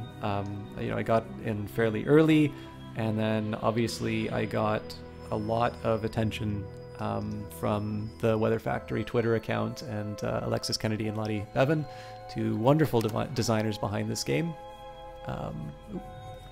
Let's do who is responsible. But yeah, so I wanted to take a minute. I mean, 1907 is not, or 1908, as it, so somebody just followed. But I did just want to take a minute and say thank you for that, because while it's not necessarily a number that really means anything, and as far as the streamer is concerned, I'll be streaming the same way when I hit 2,000 follows as I will at any other time, but it is nice to take a moment to reflect on the fact that I can still remember when I was casting to nobody, and the fact that I'm sort of at a point now where I can reliably hit the start streaming button and have some people who will be watching. is something that I'm very grateful for, and I'm glad that you guys are getting something out of it too. I normally do this at the beginning, but let's take a quick minute and recognize the people who gave us the game. Design, writing, and coding by Alexis Kennedy. Production, marketing, and biz by the other half of Weather Factory, the very impressive Lottie Bevan. There was always a coin toss whenever something cool was entered into this game. I was never sure if it was something that she made or something that she commissioned. And I love that fact because in the interview I got to find out that some of these were skills that she learned on the project. And I wish I had that level of talent and dedication. I find it hard to get up in the morning, let alone create art for a game. UI design and coding is by Martin Narokar. Martin Narokar also gave me a copy of Nowhere Profit, which we did stream earlier. That's going to be coming out of First Access fairly soon, so I will be doing a few rounds of that when I can. Obviously, the ISP problem sort of threw me for a loop. But if you guys like Cultist Simulator, he is the man responsible for the UI, and it is a pretty solid game. I related to Cultist Simulator in a very special way, which is hard to replicate through other games. So obviously, if any game that follows after Cultist Simulator is going to have a tough act to follow. But I genuinely enjoy Nowhere Profit, and especially for me because I'm not really big on PvP card games. Like, I don't get a lot out of Hearthstone. Gwent's not bad. I'm okay with that. And I used to really enjoy a game called Infinity Wars. I don't really know what happened to it. It might still be around. But Martin's game fills this little spot for me of something that is like it's like those games, but it is sort of a single player experience, and it's sort of in this context of an almost FTL-ish sort of a roguelike. And there were a couple of bits where I just think I wasn't as good at it, so it didn't quite connect with me at the moment. But those were, for something that was in First Access, like, those were very infrequent, and I enjoyed it, and I particularly liked sort of how it paced out, so I felt that I was getting better at a reasonable pace. And I think on stream we got to almost the final fight. I stopped just short of it.